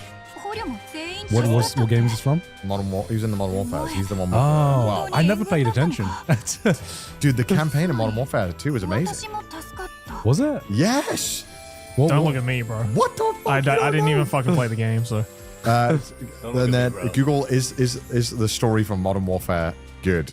I don't know. I'm just trying to get you to believe me. It's actually amazing. Like, that's not me. Like it's so good. 3.5. 3.5? What do you think of the story, not the gameplay? Modern Warfare. Easily the worst story of any game with Modern Warfare in the title. No. Sorry, this is the new one. This is the new one. This is the 2019. Oh, okay. Okay. Yeah. All right, okay. Why is the original Modern Warfare 2 campaign so good? So The what? campaign. Click on it. So good. Oh, Pray. so great. Okay. Oh, thank God. Thank God. Remember, no Russian. Oh, I know that line. Yeah. The game opens up with that, right? Yeah. I know that line. Dude, this That's is so Modern good, Warfare dude. 2. This is great. Maybe I'm rose-tinted glasses, but I loved it. It's so good. I know the one I've never played this, but I watched all the cutscenes of Modern Warfare.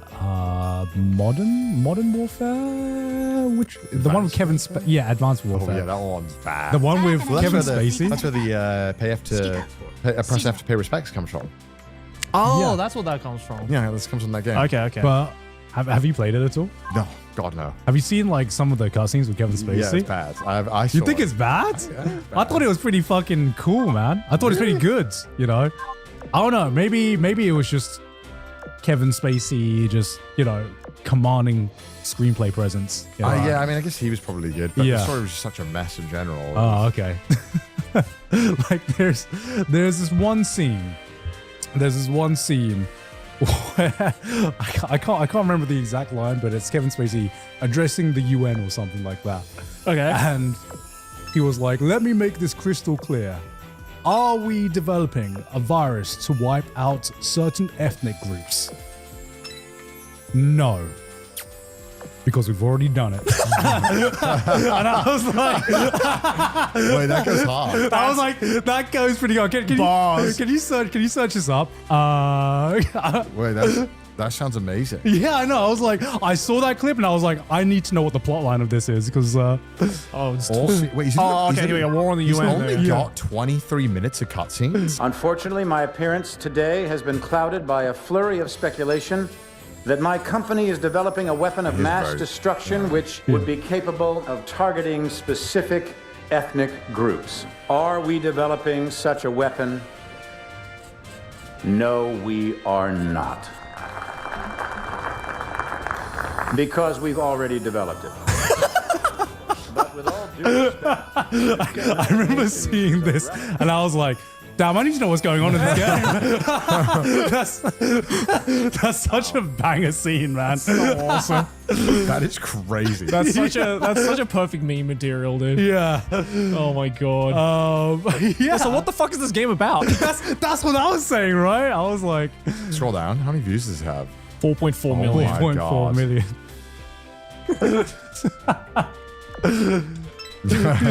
What a troll. Oh, that's so Yeah. funny. I don't know how good I don't know how good the game is, but yeah, Kevin Spacey's role as the main villain in this, I was like, all right. And then he became a real life villain. Yes, Yeah, he did. Foreshadowing. Yes, unfortunately. Damn. Yeah. Yeah. No, it was amazing. But what's like other first-person? How many first-person shooters were there back then? Because I feel it was every other game. yeah, I remember. I remember when everything was So many. Yeah, No, but yeah, no, I mean, I played it and I thought it was really good, and I want people to know again, it's really fucking good. Fair And, enough. is it the gameplay that's good, or is it the story that's the good? gameplay's basically Apex. Ah, They used okay. this to make Apex. Like this was the engine. Oh. Okay. So all the guns are the same as Apex. Oh, and stuff. okay. Like, it's just this. Right. And then people are very angry because it means that we'll never get Titanfall 3 because of Apex. I see.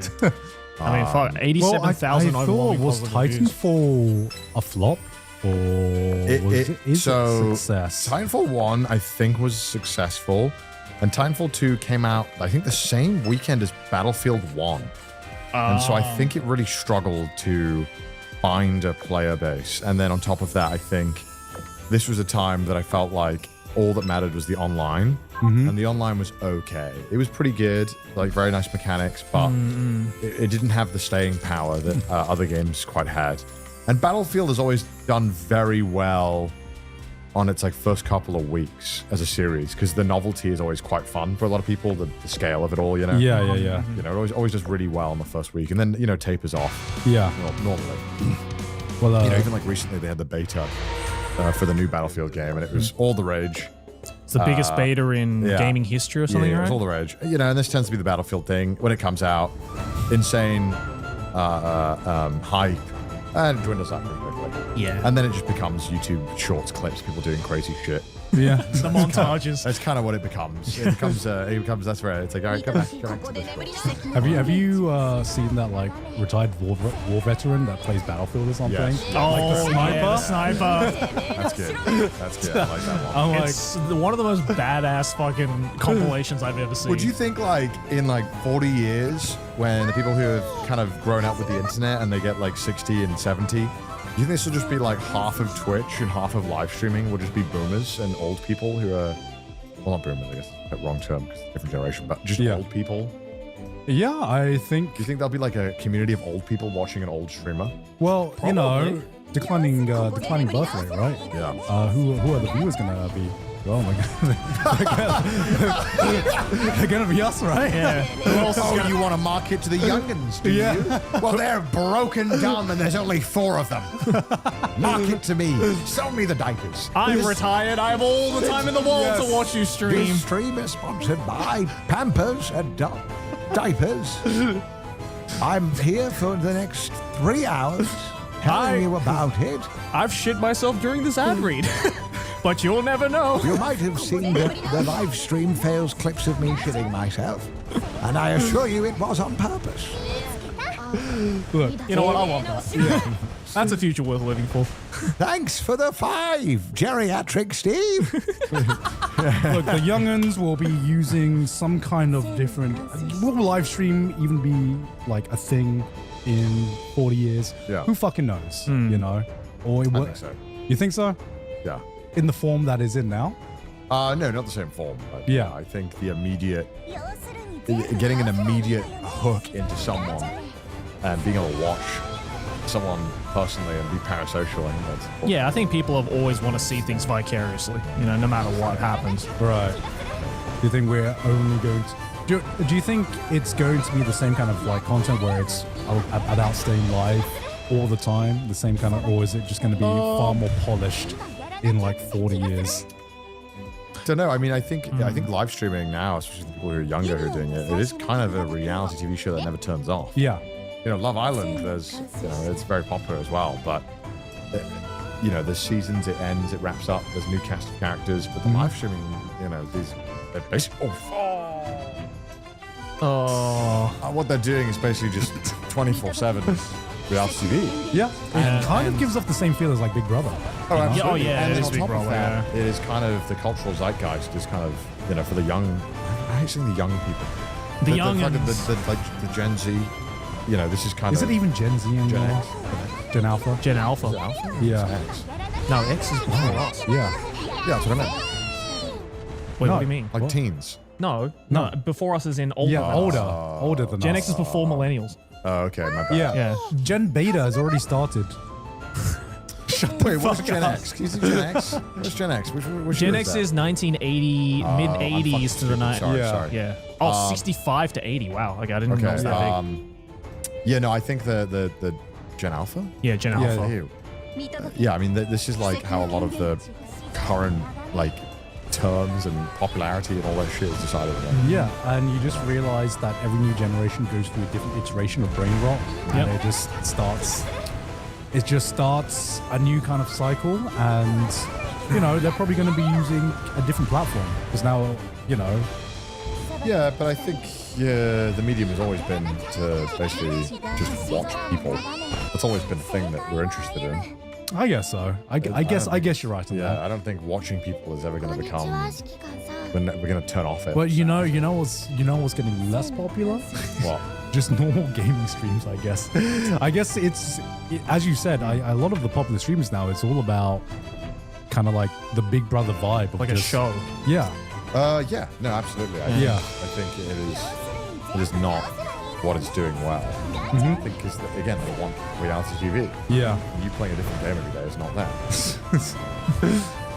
I mean, I'm sure it is a reality, but it's not necessarily an interesting reality for a lot of people. No. You know, people Yeah. want to see drama all the time. And, Yeah. interesting things happening. Or you know what? Maybe everyone is secretly a slice of life fan. They just don't know it yet. You know, because that's Gotta what all this disagree with that one. that's what all this shit is. I guess that's what live streaming is. It's just a slice of life. It is. How did we get on this? Oh, old people in streaming. Old people in I was streaming. like, how the fuck did we get on this? Do you think you're going to still be streaming? Who knows? I honestly don't know. Well, there's never going to be any shortage of games to play, I guess. So. Yeah. I mean, I'm sure there'll be a point where I'm doing it a lot less. Yeah. That will happen, but I don't know what that looks like or why. Yeah. I think it'd be a fun way to spend retirement. You know, just fucking hopping on and being like, yeah, whatever. I'm just gonna fucking play a game.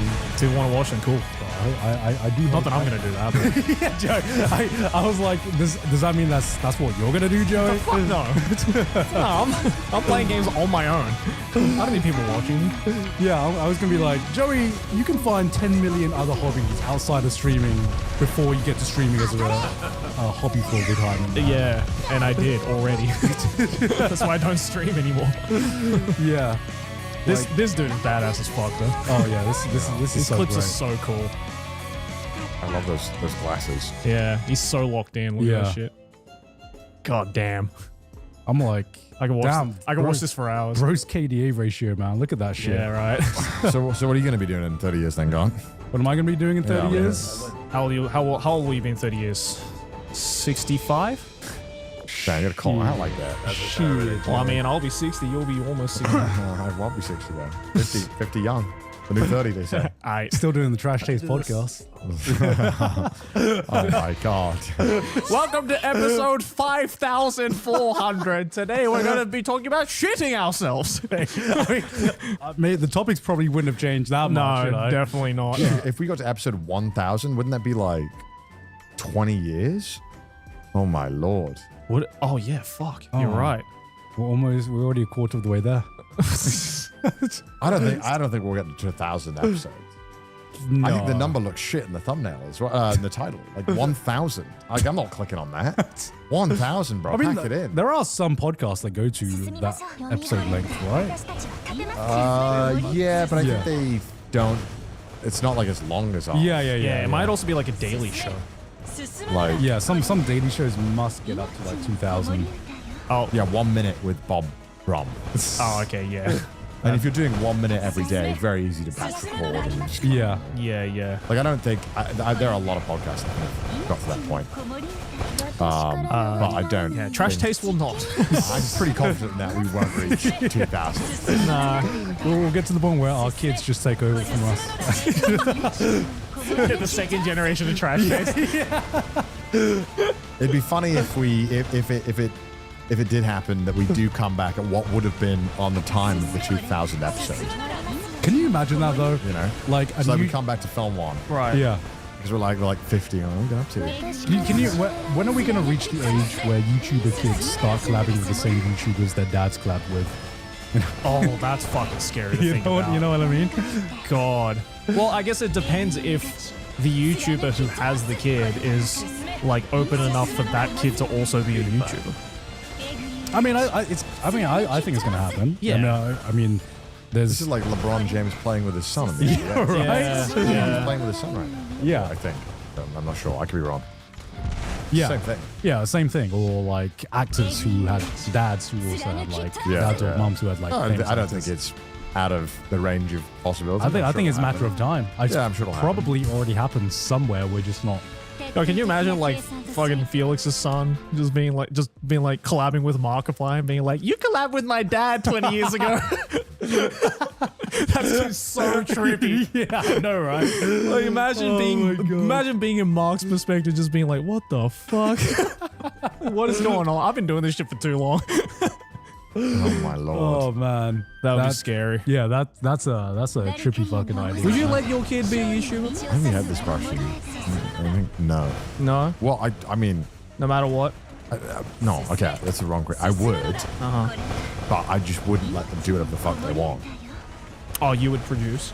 No, I would like make sure they're doing things the right way. And I not see. Doing dumb shit. Right. Yeah. So if your dad, if your son came up, if your little came up to you and was like, Dad, I found out about Kick yesterday. No, Can I start a Kick account? no, No. no. You can't do that. Shut up. Don't stream on kick, son. Can't do that. Son. I mean, yeah, but you'd be like, all right, you got to learn how to edit though, and you got to do all the shit. Right, I gotta right. learn how to do. Yeah. And whatnot. Even though editing is a lot easier now than it was. Yeah. I mean, let's be real. It's all going to be taken over by AI soon. Yeah. Yeah. Yeah. There won't be this idea of, I got to edit my video. It'll just be, I got to edit my video. Press this button. Maybe done. it's all going to be AI content in the end. Maybe your kid's going to start a content farm. My way of like feeling like I'm fighting back is anytime I hit AI voiceover, I just skip. Oh yeah, of course. I'm like, I don't want to hear it. I don't give a fuck. Just get a human. It's easy. It's getting to that point where there are some times where I'm like second guessing, is this an AI video? I don't know. Yeah, I mean that's the scary part. Yeah. And then you go to the comments and the first 17 comments is this AI? Like no one knows. Yeah. Yeah, I mean I also think that's like on you though. Like I think if I think it's AI, I think you've probably done a poor job of emoting and sounding like a human being. You've sounded too one-noted. It's so bad. There are some, I guess this is really bad in the video essay space. Yeah. Because my God, some deliveries are so monotone that it's getting to the point where I'm like, I don't know if you're being monotone or if this is an AI voice right now. Because this is a new channel, so I can't tell. I can't tell anymore. You know what I've seen popping up? It's like, yeah, I'm sure you've been recommended the channel called Fern. It's the one that does those like 3D animations and the voiceover I actually quite like a lot. Right. Yeah. But there's like a million channels in the style. Can you type in Fern on YouTube just because I just wanted to show you the style? Fern? Yeah, Fern.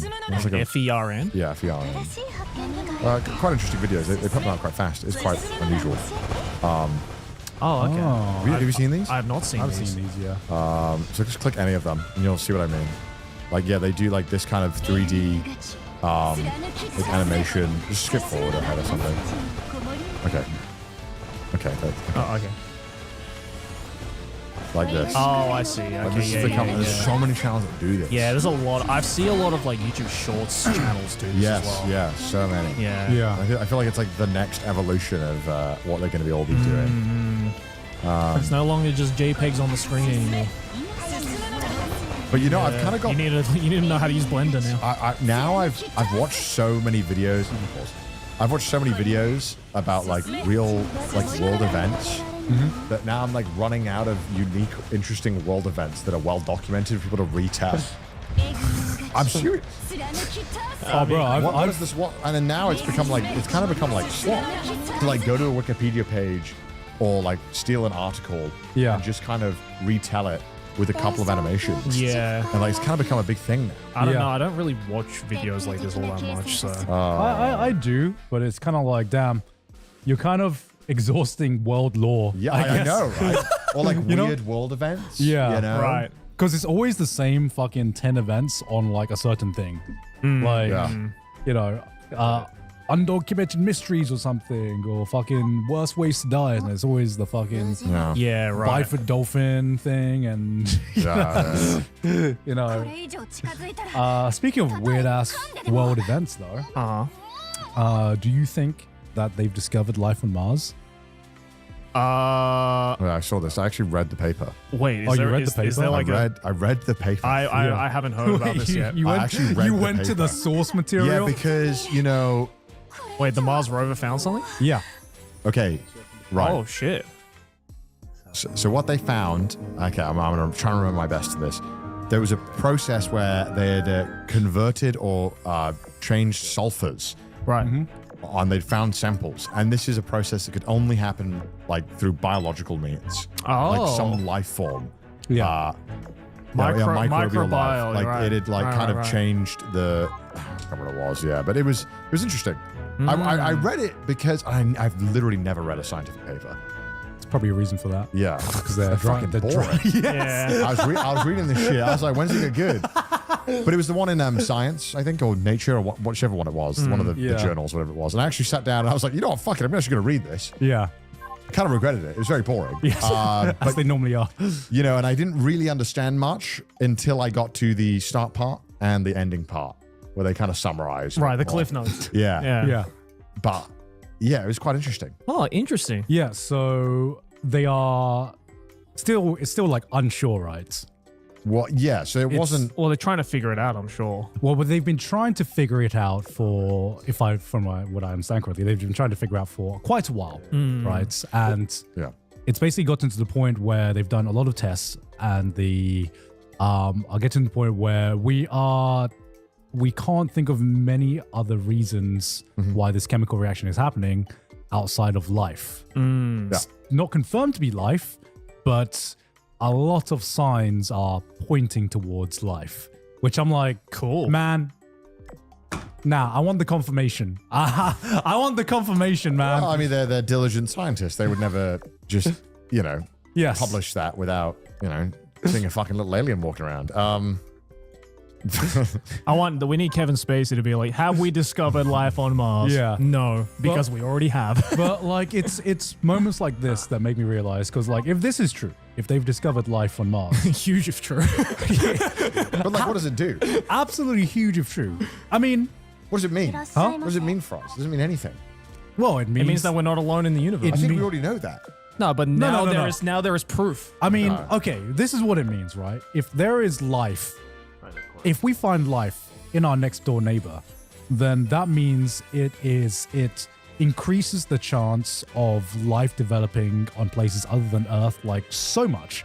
Because if you think about the statistics of that, right? Yeah, Mars is pretty uninhabitable in general. Yeah, but like if you find two places that have life on them that basically came about independently, that means, hey, maybe we're not so special after all. You know, maybe life is just a natural development for anywhere with like liquid water or certain planets with certain characteristics. Maybe it is very common.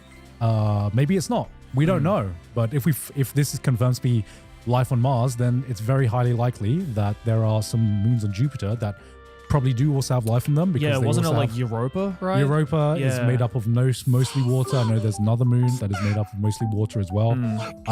So it just makes it so that the likelihood of life developing seems to be a lot more likely. A lot more likely. And if there are unlikely. so many satellites just within our solar system that have that potential, like you fucking zoom out a little bit, like how many of these other fucking galaxies and planets might have the potential? I always just assumed there was some other life, whatever it looked like, whether it was more advanced or less advanced than us. I just assumed there was something. But This helps kind of confirm. it was reading through like these articles and stuff like that. It kind of made me realize, damn, the movies made it seem like, hey, if some big scientific discovery happened, it's gonna be like this fucking world-changing event. And then you kind of live through some of them and you realize, if that actually happens, it's just a fucking Tuesday. This is like the first lore piece. Whenever you watch like a horror movie or a disaster movie, this is always when they go, we go back to the start. This is when we first found out. 2025. That was 100 years ago. So long. We found life. You know what I mean? Like, but I mean, because the obviously, if that was the case, the amount of millions of years that it would take to get to the next, anything like ours would be crazy. But that'd be cool. Imagine when we eventually just destroy Earth, which will probably happen at some point. Imagine then Mars, you like send the fucking spaceship out. They're like, we finally went to Earth. What the fuck? There's shit here. You'd be like, what happened here? What the fuck? That would be crazy. Imagine we found a planet like that. That'd be so hype. I mean, that's why that's pretty sure like a lot of sci-fi plots. I know. I'm just saying it would be so hype. But no, I mean, it's really cool. And like you said, it is weird that this seemingly large world event is like, well, it doesn't affect me tomorrow, so who cares? Well, I got to pay rent tomorrow still, you know. That's gotta go to work. It's being human, isn't it? Yeah. You can't really focus on these things. It's like when that report came out about like the government releasing UFO footage or like whatever they call it, UAP or whatever. And it's like, oh yeah, it's just this random meme video. That's it. That's all the coverage you get. You get a grainy 240p. You get one Charlie video and you go on with life. You know, despite the fact that UFOs. So guys, they found some alien life on Mars. And then the next video is Morbius was the worst film I've ever seen in my life. It seems they've been mimicking my Moby Huge. Nobody seems to care. We've sent a kick streamer out there to see if it's edible. I don't think it's gonna happen until we, get like the stereotypical, gray alien equivalent of proof, I guess, of life, No. But even then, I feel like... it's so funny, right? Because I think all these UFOs or whatever the fuck, it doesn't mean shit. Even if the government's like, this is a dead-ass UFO, we don't know what it is. And they had like tons of it, and they were like, we've seen 15 of this weird-looking spaceship. It doesn't mean anything until it has some effect on us. Well, do you know what I mean? Do you know what it also crazy is? Talk. It's also because as like someone who is, living in this reality, not movie reality. In the world 1755. Yeah, it's something in not movie reality. It's always this sense of, is this real? Is this confirmed? Yeah. Grok, is this true? Grok, is this true? Like something like this, right? Or something like UFOs. There's always like the government released this, but it's not confirmed. In any other movie, this would have been like an insane plot point. Try to get Lost Pause on here. Twitch. No longer limited for real. Musashi's back. lost pause. Go to lost pause. Oh yeah. What did GB review say?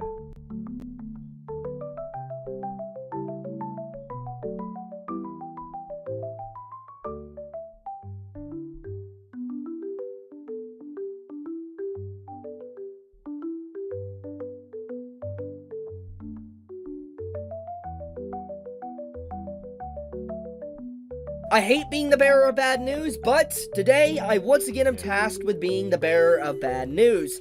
So this is an official statement from the Steam team, the team that is behind accepting or rejecting games on their platform. And I'm going to read the statement from an official Steam employee, and then I'm going to showcase why they rejected it in the first place. And then we're going to talk about the situation and how everything else that's been going on with Steam, censorship of the internet, age verification, brand protection, think of the kids, all this type of stuff, how it kind of all comes together into one just massive mess. So let's read this. If you look long enough, I'm sure you'll find plenty of other partners who are breaking our rules and guidelines. Focusing the topic of the image on a woman's behind is indeed sexual in nature, regardless of what she's wearing.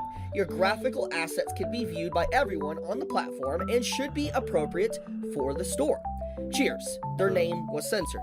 Now, I need to give context here to what image or game they're talking about before we really dive into the conversation and just kind of how bad this situation actually is. So what they're talking about is this in particular from this game studio, Aftermath Z game. It's Red Pine Line. I want to be honest with you, I'm not really aware of them. Like, I wasn't aware of them before all this stuff started happening a few days ago, and it just really blew up today thanks to their official statement showcasing what Steam had to say about why the game was actually rejected in the first place. But let's get back into their initial post. This image is the reason our Steam page has not been approved. This image is now classed as too mature, according to Steam, so now we cannot have the page ready in time for the event. It would need to censor our marketing, screenshots, etc. This is what censorship is coming to in the gaming industry, and we have to ask now, is it worth it for them to move the goalpost down the line? We could have it all remade and hope they accepted it, but where will it stop? We would need to redo the networking too if we move platform, but do you really want a censored game? We don't. Anyone know of any platform they recommend or publishers that can handle mature content? Let us know. We are also sorry about this. We worked hard to get something ready that we can't even share, but we do have one thing that is playable that we will announce for Halloween. And as you can see here, this is the image. This single image is why Steam rejected their release on their store page. Focusing the topic of the image on a woman's behind is indeed sexual in nature, regardless of what she's wearing. So let me give a good example on why this statement from the Steam staff is really bad. First off, that image that I just showed that apparently got the game rejected, what the statement is saying is if that character was fully clothed, there was no skin showing, the game would still be rejected because of that image. And once again, I want to point this out. She's not even in the center frame. She's not like dead center, like plastered full in your face. She's on the side of the image. The wording is on top and all that. You see the water and all that. It's a very basic image.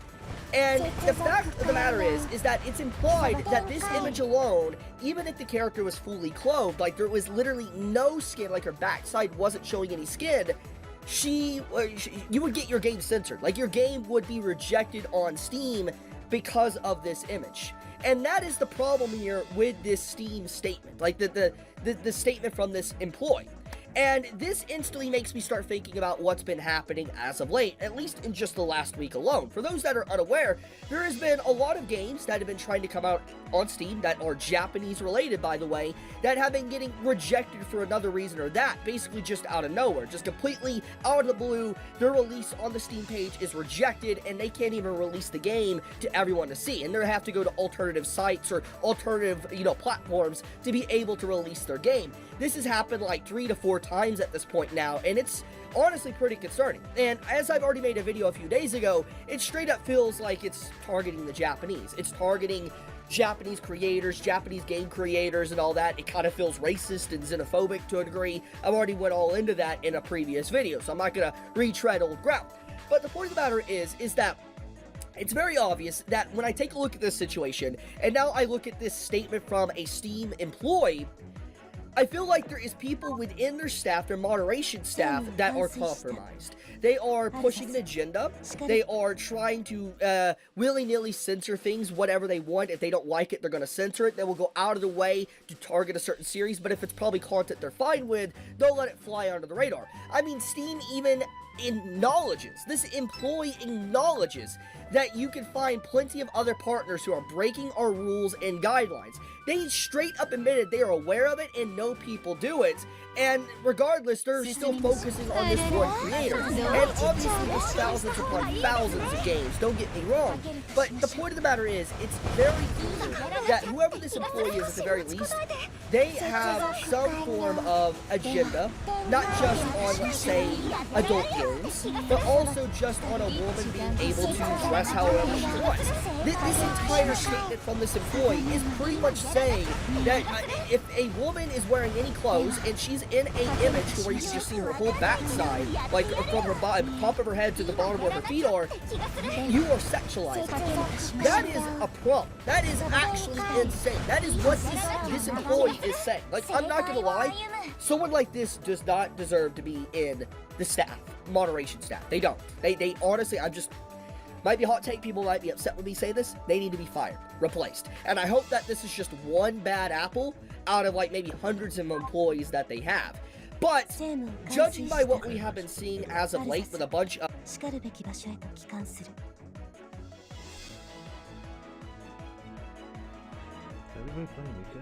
Thing is, in my head, I was like, okay, this should also work, you know? Like, you know, it's the same mechanic, it's the same thing.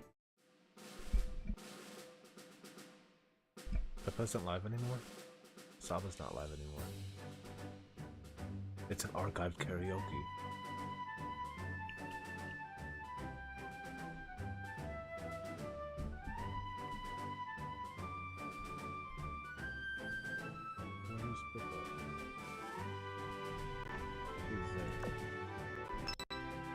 Men, alright? It's gross. It's weird. They look too... like, I don't want to say like the... on Netflix. Oh yeah. This is cute. This is the... This looks like the... What's the HoloLive? The... この程度接続完了展開わかんないけどやってやるよ裁きを来たれ一致団結空を眺め正解を歩む展開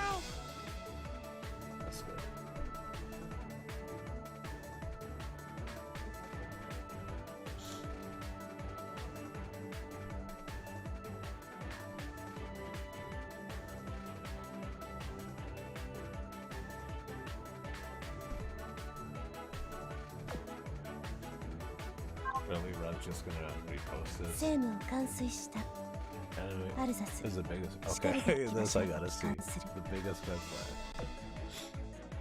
I'm wanting to watch this video for a while now because, I mean, just, you know, look at the title and then look at me. That title, back to me. We have the title, back to me. Okay, anime. I swear I don't know what anime is. I don't know what anime. Either way, sorry, not title, thumbnail. Either way, are women destroying their own dating pool? Yes, they are. The answer is yes. You know, we actually can skip this entire video now. I saved you. I saved you some time. Either way, Bard's Advocate. Before we watch the video, like, comment, and subscribe because YouTube is a great platform, and YouTube, I love you so much, YouTube. Yes, YouTube, you are great platform. I love working on YouTube. Yes. Okay. Welcome back to another Advocate video. What's that, Cora? You want them to like the video? Oh, no! YouTube membership, Patreon memberships come with early access to videos and members only lives. Oh my god! What's important is that women are getting a lot pickier, aren't they? I mean, you can't see it. It's the bars and hell here. It's men and shit. We got ick lists. Have you seen the ick lists? Men can't ride bikes. They can't. Ick list. I've covered it. Like, over a year ago. It's... When he breathes! Bro, that's... He has a sister! Ick. He has a mother! Ick. He breathes! Ick. He wears shoes! Ick. It's so unserious. Order girly drinks. They can't swim funny. They can't bowl funny. Every day online, it seems, I am warned as a woman that some... Is the quality just that blurry? Quality auto. Tiny, superficial, almost meaningless trait is actually a deadly quality in a man that I need to avoid at all costs. I get having high standards. I get having strong boundaries. I think that people are allowed to have as high of standards for their own dating preferences as they want. I'm not telling you that you can't say that you need a 6-foot-tall, well-hung millionaire. I will say you might be culling your dating market herd expeditiously. I do fear that a lot of these new standards, requirements, or lists are just things that are causing us to destroy our own dating pool. Yeah, sure. Sure, that is true. That is true. Yeah. They're definitely very fair standards, like refusing to date a guy who doesn't have a job, or refusing to date a girl who can't run. I can understand not wanting to date a guy who's obsessed with sports, who hates sports. Sure, yeah. I can understand not wanting to date a woman who's obsessed with going out partying. Yeah, that was kind of a doozy. Introvert. But how many good men are we throwing right in the garbage over arbitrary bullshit? Also, especially because if you just want a person that likes the exact same things that you like, you don't want to date a different person. You want to date yourself. And that's pretty narcissistic, don't you think? Like, I think it's great having differences and like not liking all the like everything that the other person likes, right? That like it just like makes life more interesting. It's better. You can have like your own lives, you can have like your own interests, you don't need to do everything by yourself. Is wanting to date yourself gay? Yes. Yes, it is. Heard from women online. Let me give you just one example of this. The biggest red flag that you should ever have in a man is if he likes anime. Around me are familiar faces. Yeah. No! Yeah! Bro! All the manga in the back. Is that Naruto? Is that Bleach? I can't tell for sure. Could be either. I don't think it's Naruto. Could be Bleach. Could be something completely different. I can't tell for sure. One Piece? Oh, it could be One Piece. Yeah. Enemy as the biggest red flag. That was my first thought. I know that it's not all women thinking at.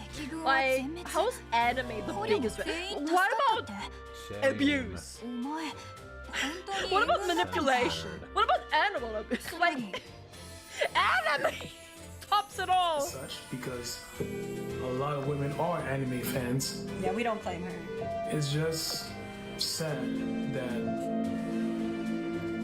a girl could find a guy that is perfect, that checks all the green boxes, but wouldn't give him the time of day because he loves anime.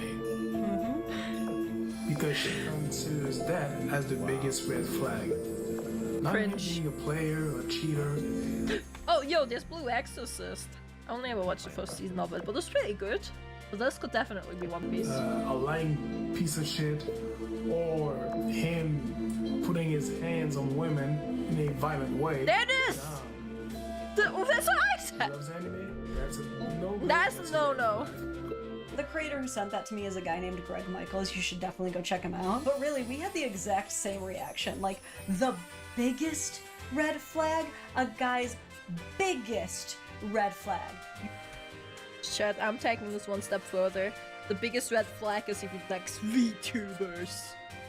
Yeah, that's right. If you like VTubers, if you're watching this right now, you are a red flag. A quick segue. This is live right now, as of the 24th of October. As of right now, this just came live 10 minutes ago. This is going to be live for like a week. Like the free shipping. Koki Tsunero 10% off supports me directly and gets us closer to our own cup. Alright, back to the video. Unlucky. Unlucky. Caught. Separate pot Kitsu? Yeah, well. I don't need to appeal to anyone else. I already got my fiance. What if we both had the same red flag of liking VTubers? Doesn't that just cancel each other out? There you go! You're just gonna find someone who also likes VTubers and cancel each other out. Easy. You're saying as if he likes anime. Some women out there, they truly have no sense of self-preservation whatsoever.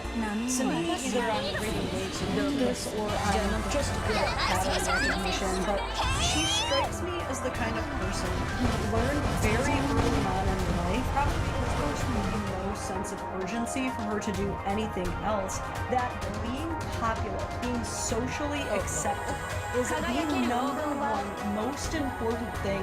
Okay, but everyone loves anime now. Like, hating anime was a thing like 20 years ago. So like, she's kind of stuck in the past with that one.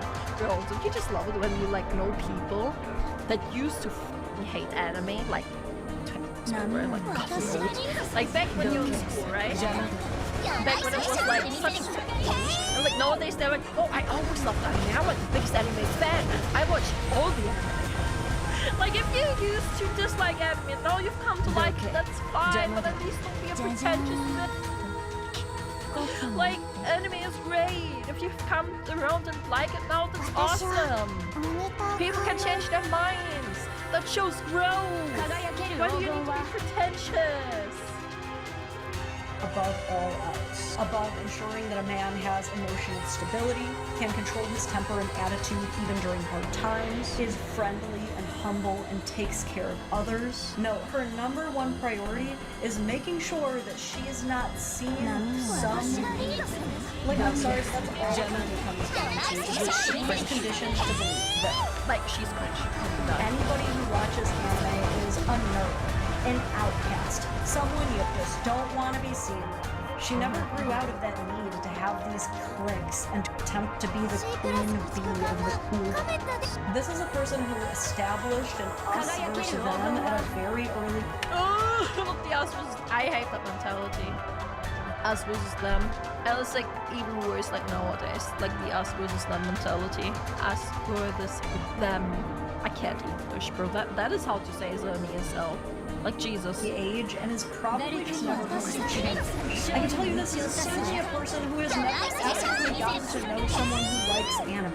Or she's just universally recognized as such a judgmental person that the people in her life who do like anime would never talk to her about it. Because the only reason that anime used to be seen as nerdy or weird back in the day is because it wasn't widely circulated.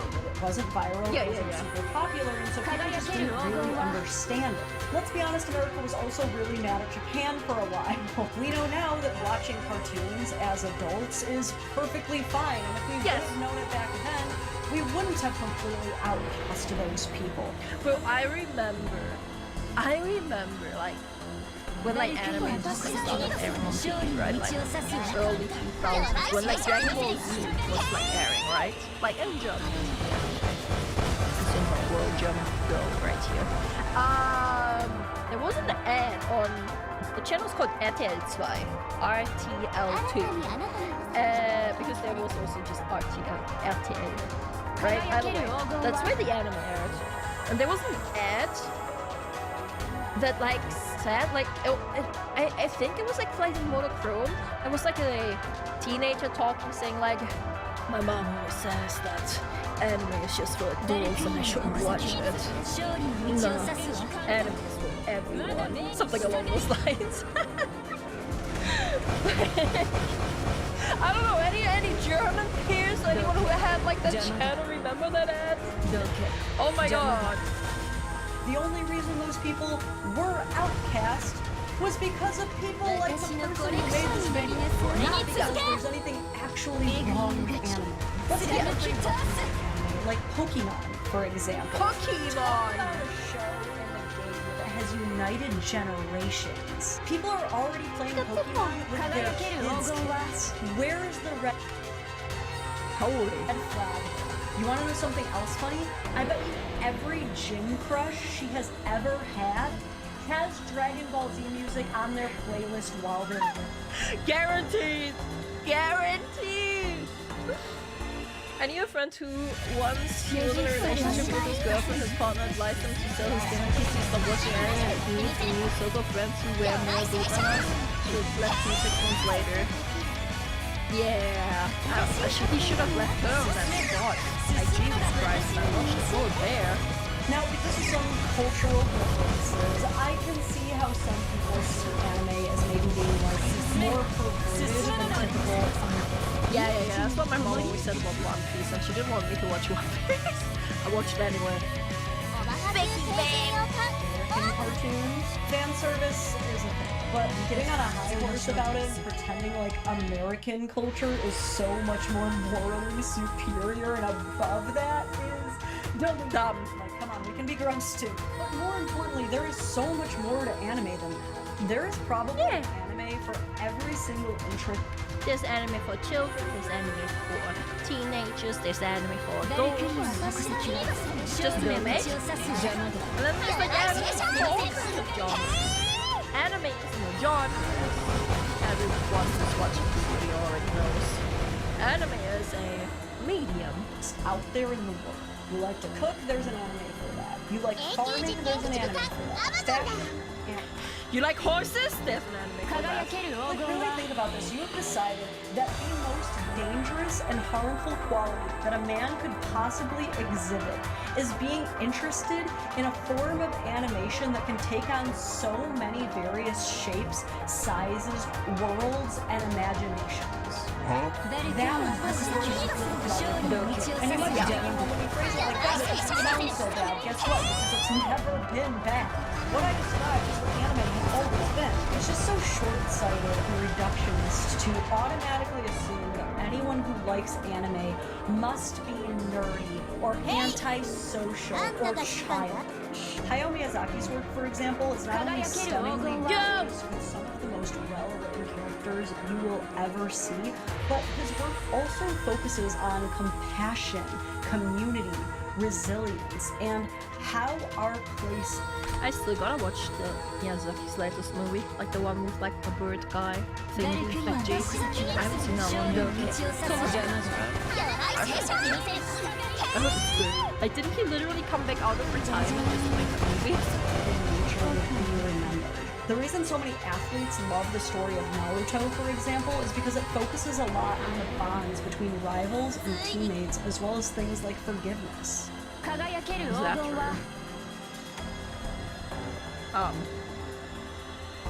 Athletes like Naruto?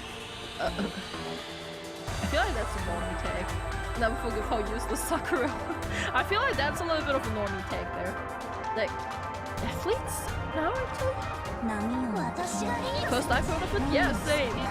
Like, people just like Naruto because of all the things she's mentioned, but that's not why athletes What? One Piece is an amazing anime about. One Piece is amazing! I found like actually that's what we don't watch it. We had like episode like 700 something, like between 700 and 800, like right like at like the Zou arc. We're literally just on the arc where we get like more information about Sanji's background. Like Sanji's past. Was it Sanji? Yeah, I think it was Sanji's past. Well, you used to watch on Discord in English on non-Crunchyroll sites. And now that we live together, it's kind of awkward to set up here.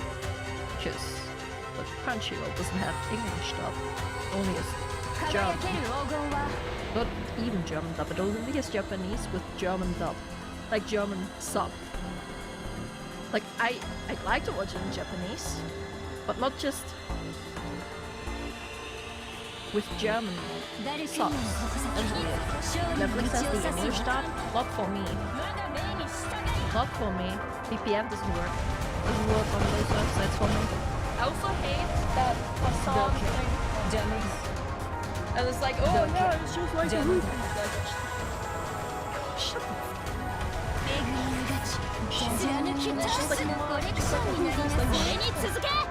leave One Piece out of your dirty mouth. Jesus Christ. Treasure for all of their themes of loyalty, friendship, sacrifice. Right. Before I went onto that tangent, let's hear her take. As well as things right, like athletes. Speaking of, yo, you watched the entirety of Naruto, right? 3 times!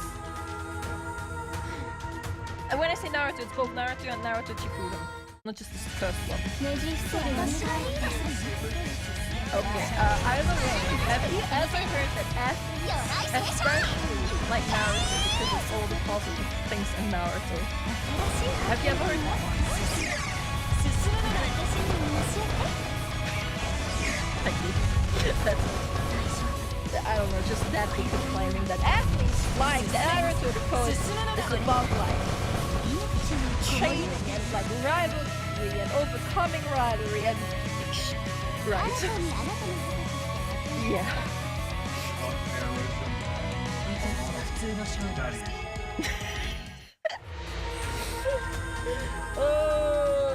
People in my high school football team had the headbands. Okay, but I don't think they needed to be in the football team to like Naruto.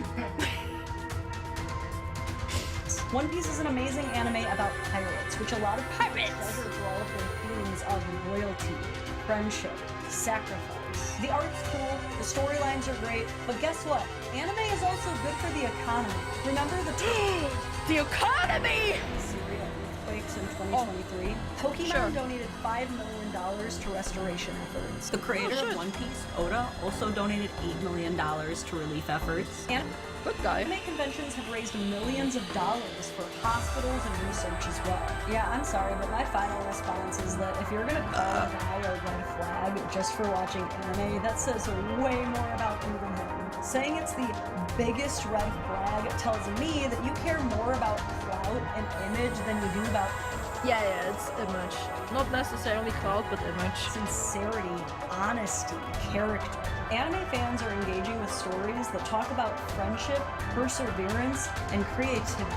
You're obsessing about how you're good. That's also just like generalizing it. There's so many anime that are just like dark themed. That here's one that reached normal status, Tokyo Ghoul. That one's not about perseverance and friendship. Your friends' hobbies are gonna look on your Instagram story. Which one of those is the real red flag? And like I always say, you're allowed to have whatever kind of preferences that you want for dating. If she doesn't like anime, she doesn't get it, it's not her thing, and she'd rather date someone with more common interests, that's fine. But calling liking it the biggest red flag is the thing that I just can't get past. Yeah, that's dumb. It's just the environment painting them with other Sorry, I have to pause that comment right here. Anime is for children, is it? Here, let the kids watch this anime. It's called Blood Sea. That one's a good one. Let them watch Video of a Healer. That one's good for children too, right? It's about healing. Yeah, well, there's a movie, right? Yeah. We finished the anime, just not the movie. Let them watch Berserk, true. We're dangerous. When we have men like Greg said, actually laying hands on women, emotionally harming them, cheating on them, you'd rather get cheated on than know that your man watched an episode of Fairy Tail? Oh my god! Oh, thank god, that's just... Man, I just love watching these old animes. Naruto, One Piece, freaking Fairy Tail. I like the message though. Just another woman in our bed. I thought you were reading Inuyasha. Oh, Inuyasha's a good one. Okay. Time to go. Oh, thank God, it's just a gambling. Especially nowadays, there are so much celebs and especially rappers who absolutely love anime and are either inspired by it or a music Yeah. sample it into their beats and reference it in the lyrics. There's a guy in the UFC who's a big fan of anime and incorporates it into his social media and his entrances. That's awesome. Addiction. I hope you buy anime again. I'm just gonna check his drawers for something. Oh god. Oh god, an anime figure. It's just a cracked pipe. I thought it was crazy that sound. And again, like maybe this is a good thing. I'm glad that she is letting this all be known so that people who like anime and are good men can just avoid that situation. But I do want to pose the question because I have my own theories. Do you think that there's a chance that her immediate judgment and dismissal of hobbies and interests that don't particularly align with her own are going to bleed negatively into other aspects of her dating life, even if they No way! That could happen, could it? So I don't watch as much anime as I could tell. my husband does, but if I were to hear someone making fun of someone else just for liking anime, I would think a lot less of that person. I just think she's a bully who likes to pick on nerds. And I don't think she realizes She's right. how much of the cool guys that she actually likes are secretly nerds. I think this take is gonna come back and bite her hard. But what do you guys think? Do you think there's any truth to red flags behind people who really like anime? How would you feel if dinner friends or someone you haven't seen? Have you ever had a potential partner say something like this to you? I want to know what you guys think about this one. It made me a little bit mad, but you tell me what you think. If you enjoyed my commentary, please like the video, subscribe to my channel for more, and you can even turn on the notification bell if you want some alerts on when I go live. Alright, that's about all I've got for you today. Bye! A mandatory now to run. Okay. Okay. I completely. Oh, yes! I completely forgot what I wanted to say. Oh, okay. Blue eyes. Oh my god. Taco! Spider! No! Shit, spider. God help me. Yeah, I forgot what I wanted to say. Oh yeah, no, I remember what I wanted to say. I didn't ever have like a partner be like, oh, anime is a red flag. I already took my meds. Shut up, iPhone. I have my parents be like that. Like anime there, but that's a little bit different, right? Out of the way. Alright,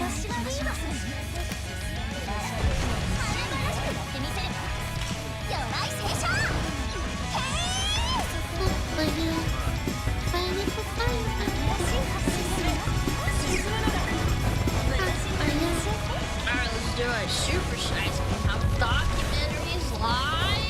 No way. Reality TV live?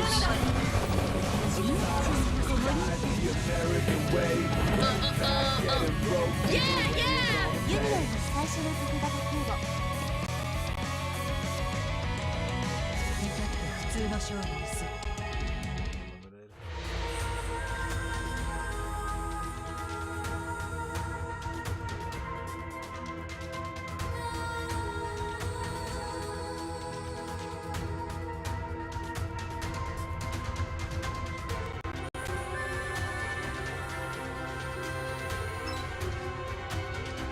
It's been a banner week for gaming corporations. Fortnite introduced an entirely new way to milk its players for money. Amazon canceled the Lord of the Rings MMO, and Nintendo actually lost a patent grab for once. And we got some good news, believe it or not. Take-Two CEO actually expressed some skepticism about AI taking over all aspects of game development, which hopefully means GTA 6 and 7, 8, 9 won't be a weird AI slop fest. So happy Halloween from Inside Games and Sonic the Hedgehog. There he is, look at that. And unfortunately, Brian and I did not dress up. Let's kick off the news by throwing to the one man that lived the Slopfest lifestyle long before it was actually cool, Brian Garr.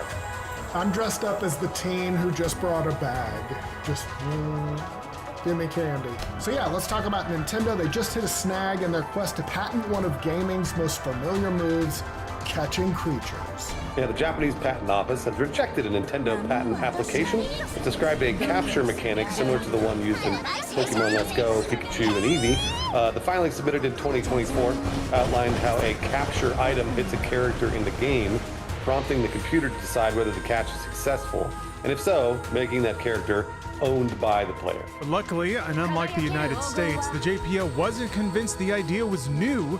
After reviewing prior art submitted by a third party, examiners found similar mechanics that already existed in games like Ark, Craftopia, Monster Hunter 4, and Pokemon Go. The agency wrote that, quote, the inventions claimed in this application were invented in Japan or elsewhere before the filing. Yeah, they were. Wow. That is such a pet peeve of mine. Pokemon was not first about anything involving monster catching. Shin Megami Tensei did that. Dragon Quest did it before Pokemon. Yeah, they didn't invent any of this. Interestingly, though, spotted by GameSpray, it's possible that the third party providing that prior art was Palworld developer Pocket Parrot. That's the same studio Nintendo and the Pokemon Company are currently suing for allegedly infringing on monster catching patents, so maybe they got a little revenge there. Boy, that would be, I hope that's what happened. I hope that's exactly what happened. Meanwhile, just last month, Nintendo successfully secured a US patent for another creature-related mechanic, summoning a character to fight on the player's behalf, something that no other video game has ever done. Pokemon invented it. It has been frustrating seeing the US patent office be so out of its depth on all of these rulings, which, I'm not a lawyer, I'm a hedgehog, but I'm worried that, unfortunately, the JPO, even though it's much more correct, may not matter, because if you can still sue them in American court for US dollar, that's still enough to use these patents offensively and try and squash out your competition. And I remember GameSpray even speculating that the US Patent Office is operating so differently because they don't see prior games or don't even know to look at prior games as prior art. They're just looking at prior legal filings, which just don't exist. So they'll look for previous patents, see that none have been filed, and then they were like, oh, I guess Nintendo was first, and that's that. So it's really nice to see the Japanese Patent Office operating like we think it should. All right, let's talk about Fortnite. Epic Games announced its newest money printing machine. That would be a new line of pet companions that will follow you through all Fortnite's various game modes. The pets are called sidekicks. They don't fight, they don't die, and they don't offer any gameplay advantage. They will release November the 7th. Yeah, but here's the catch. You can only customize your sidekick's appearance once. That's it. You mess up the color, the vibe, and you want something else, too bad. If you want to try a new look, you gotta buy the same pet again. Because apparently your dog's fur color is now one-time transaction. What? That's crazy. They said, quote, you could purchase a sidekick multiple times and give them different appearances. Oh my gosh. Epic said in the announcement, duplicate appearances are not allowed. Yeah, and you guys don't need me to tell you this. Fans not thrilled with this. Reddit user Deadering called it, quote, the greediest thing Epic has ever done, unquote. Which, considering Fortnite's long and proud history of monetizing dance moves, that's really saying something. Got another user declared it the death of reasonable microtransactions as if there is such a concept. This is where it's always going to go, right? They're always going to push it as far as they possibly can. You bet they are. That's what McDonald's did. They kept raising their prices until people stopped buying it. And here are people buying Fortnite sidekicks over and over and over, then they're going to keep making them.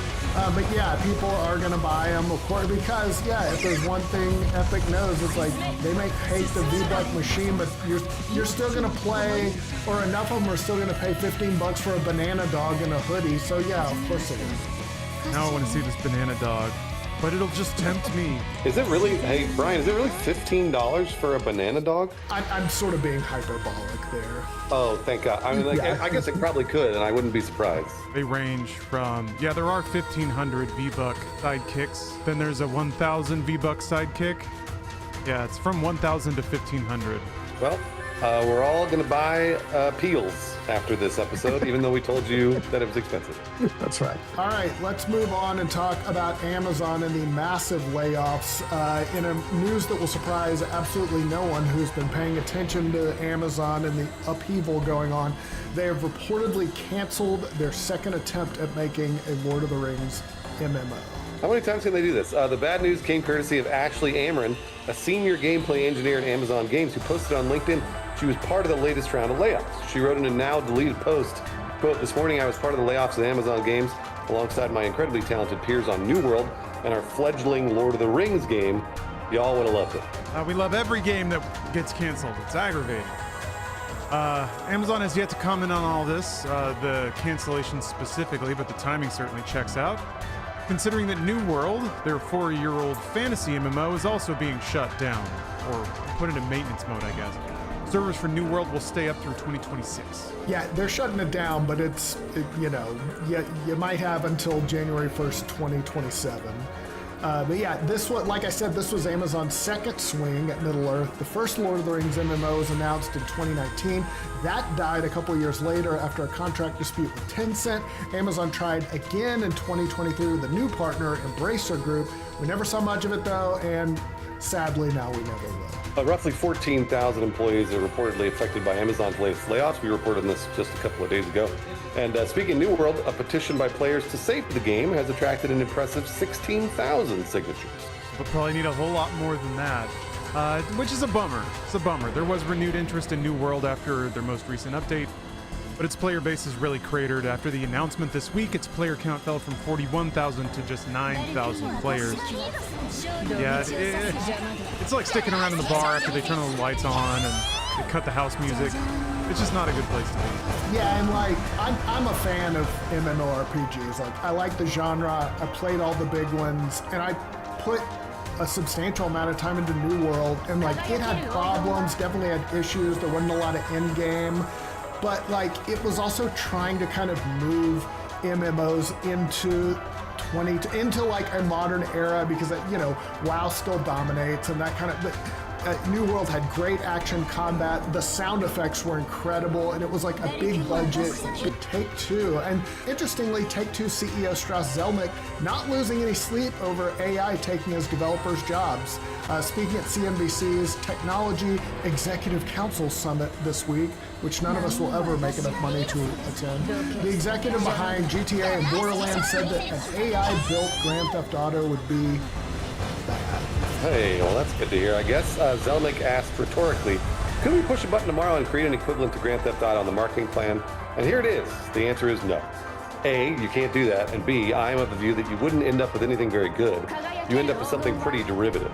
Yeah, it makes sense. There's a lot of derivative games already, and they don't tend to do that well. He correctly said that AI models are backward-looking, trained on piles of old data rather than actual imagination. He added, quote, there is no creativity that can exist by definition in any AI model because it is data-driven.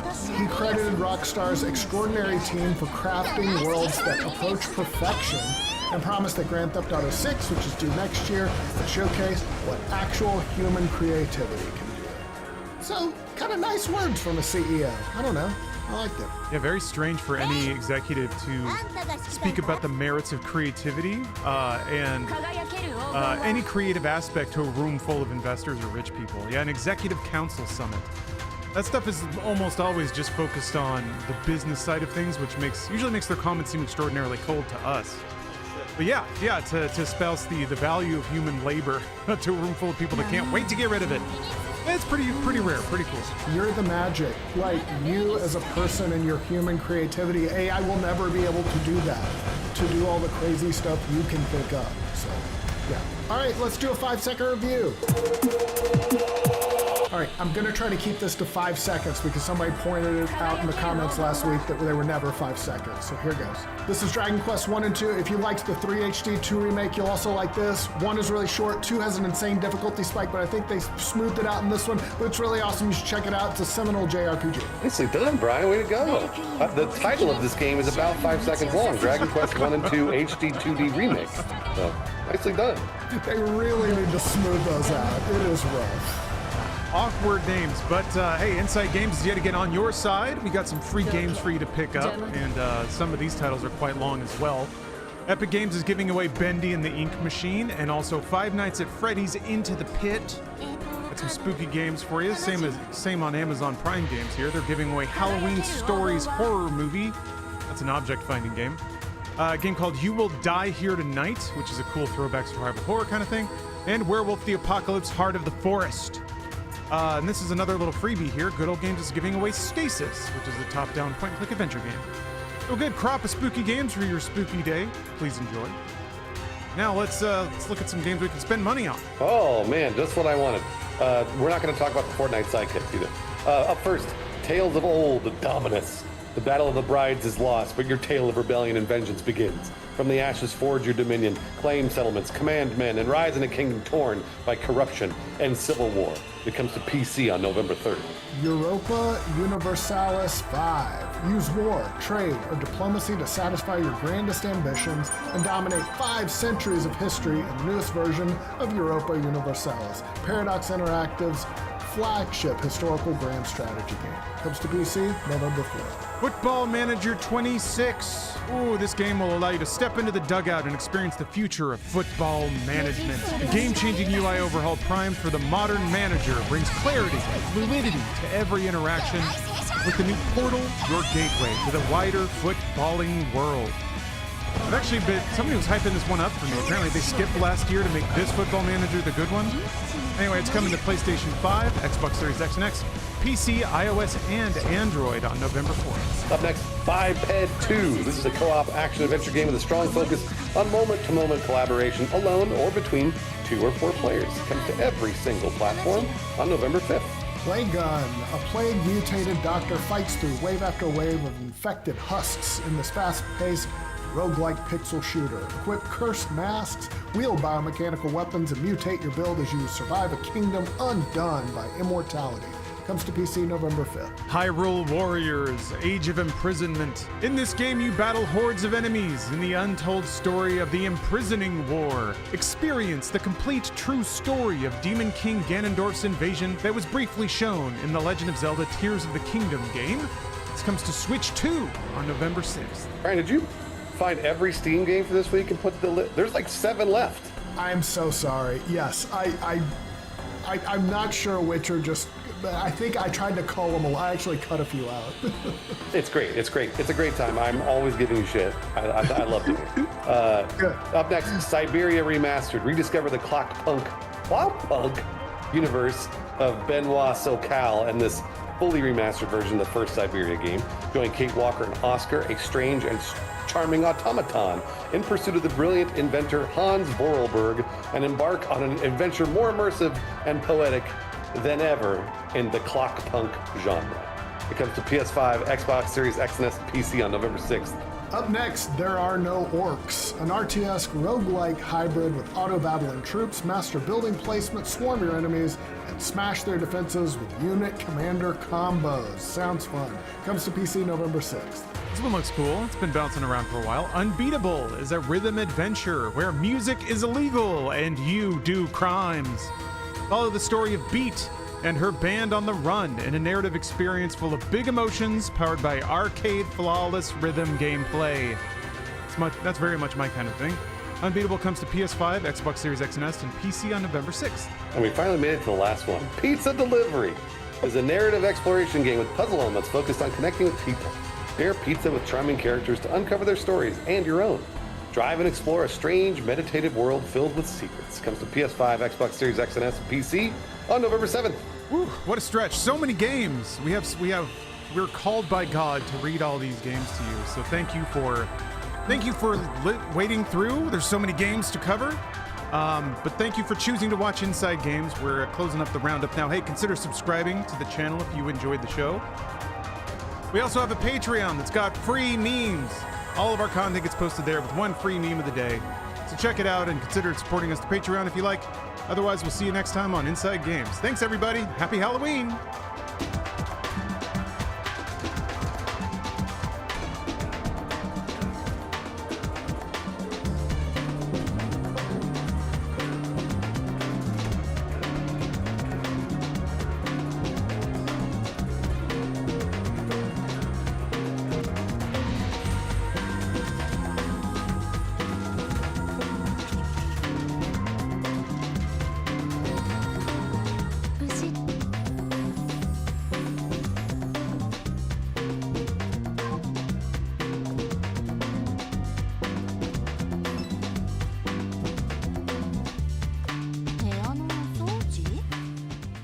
そんな細かいこと気にするなら勝手にやれば。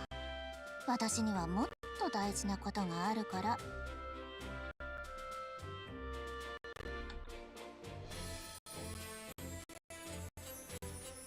Yes.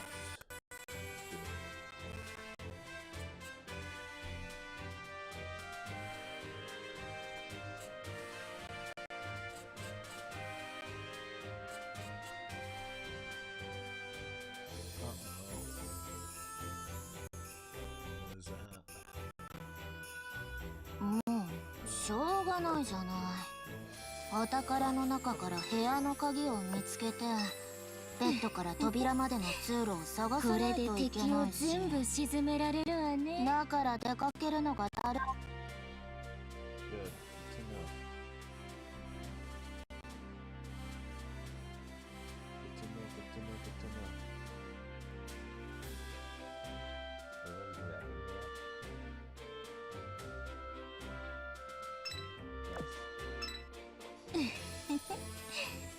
これで敵を全部沈められるわね。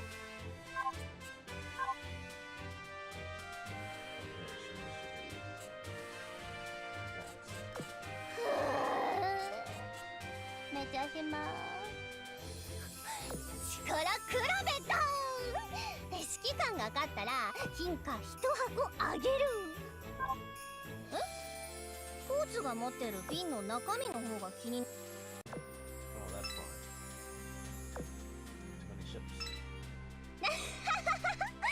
私はもう十分ツヤツヤでしょ。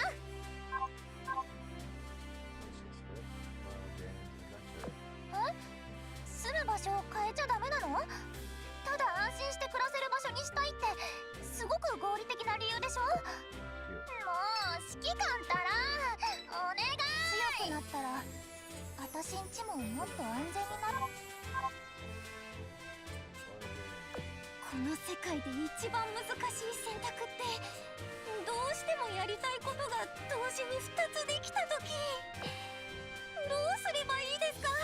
指揮官、助けてください。強くなるのってこんなに楽なんですか？ Yes.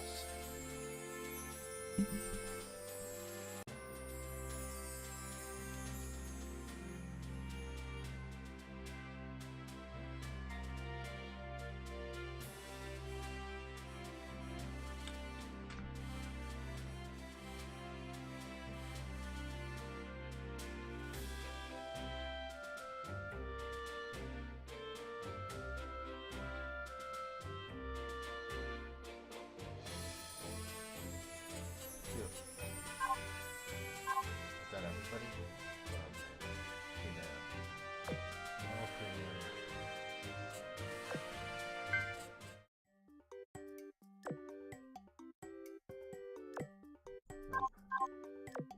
Who is? Who's the lowest? We have to see who's down here. Self-read. Never mind. Once you girls get to 70.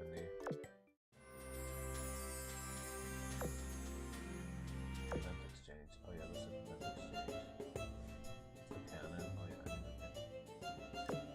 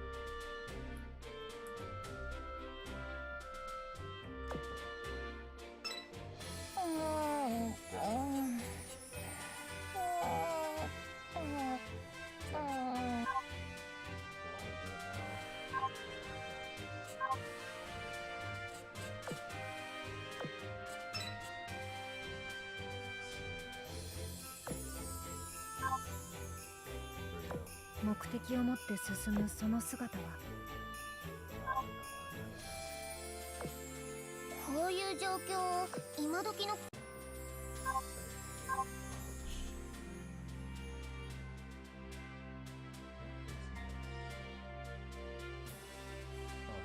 いつもどんどん強くなって敵をやっつけることだけを考えていればいい。次の戦闘に期待だな。現実はそう。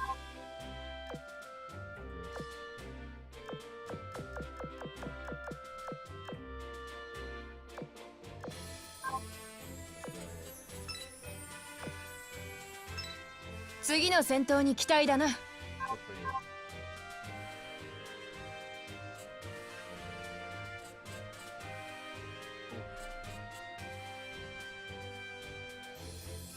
あまりにも意表をついた一手で一気にこっちの作戦を完全に狂わせて、さすが指揮官ですね。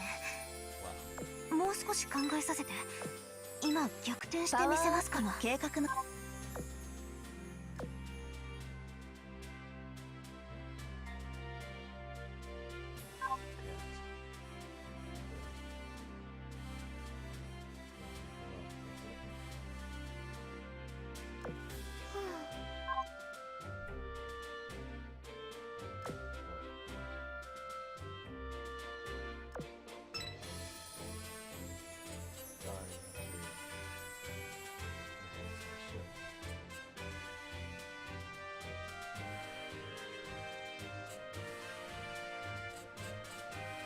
小鳥さんたちは難しいことはわかんないけど、悪いやつをやっつけていいやつを守っ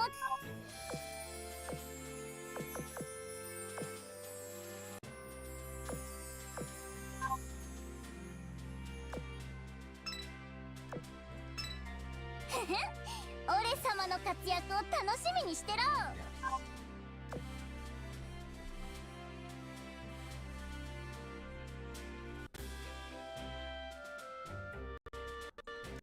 do this.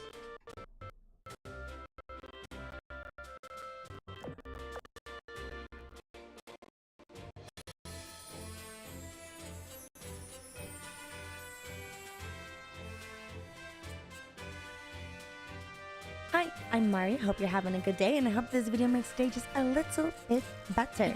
Alright, so we are reacting to are women destroying their own dating pool.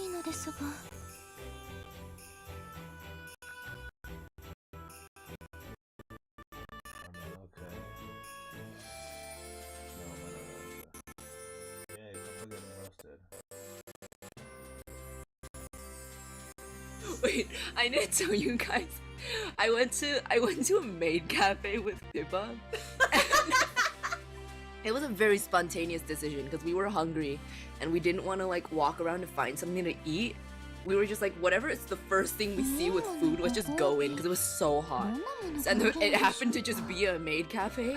So we went into the maid cafe, and oh god, the vibes when we entered were kind of scary. But it turns out it was just because they were doing a performance. But basically, in this maid cafe, in order to call over a waitress, one of the maids, you have to go nya nya at them. And so me and Pippa were like debating, like we were like, no, you say nya nya, no, you say nya nya, no, you say nya nya. And so we were trying to pass it off to each other.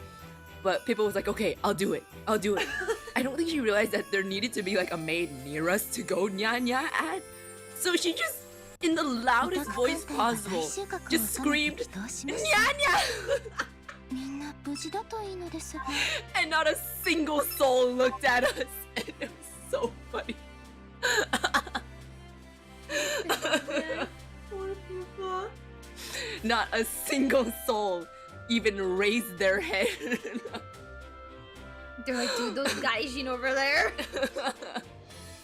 It was so funny. It was amazing. And she, right after she had her head down, she was crying afterwards. Oh my god. Yelly is a pick-me again? What the hell, man? Thank you. I appreciate your comment. I hope you come back next stream too. Speaking of pick me. Yeah. I didn't mean to call Pippa a pick me. I was gonna say, speaking of pick me, you know the Invaders have a song called Pick Me Fever. You know the Invaders. What timing? What timing? What timing? Dude, somebody, guys! There's somebody. Dude, I can explain. All right. So anonymous sent me a tip on the tipping site and said Jelly is a pick me. So I said thank you, and I was gonna plug the Invaders song "Pick Me Fever." Yeah, you get where I'm coming from. Welcome to BBs. My name is Jelly Yoshumi, and this game is incredibly boring to watch. I am the one that you desire day and night. I am.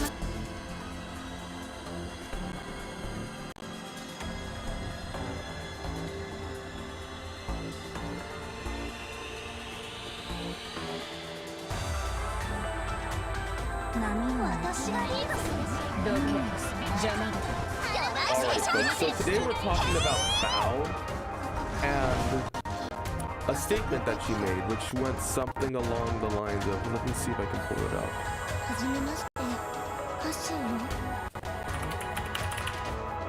Here. So she said this: if you're an up-and-coming female content creator with a small but growing audience, and a much larger and more successful male content creator approaches you out of nowhere and showers you with attention on streams, in DMs, etc., don't walk, run. Just because I don't include every single nuance, exception, possibility, and variation doesn't mean we're still having the same conversation. Stay safe, game. And then people took that as misandry, which is basically like misogyny, but the roles are kind of reversed. It's anti-men, and that's what I feel a lot of these feminists are. They're misandrist. So let me just give you my take on this. Let me just show you this video. And I'm gonna say this.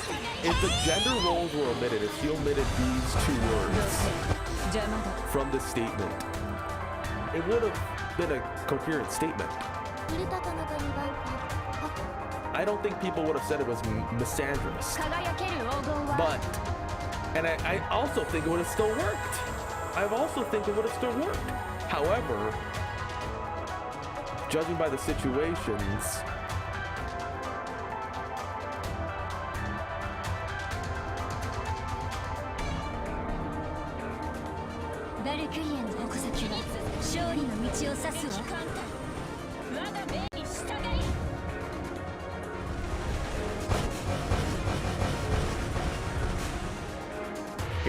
a lot of them being VTubers and lurk you. How many live viewers?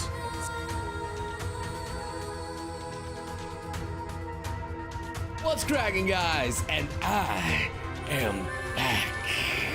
The big boss is back.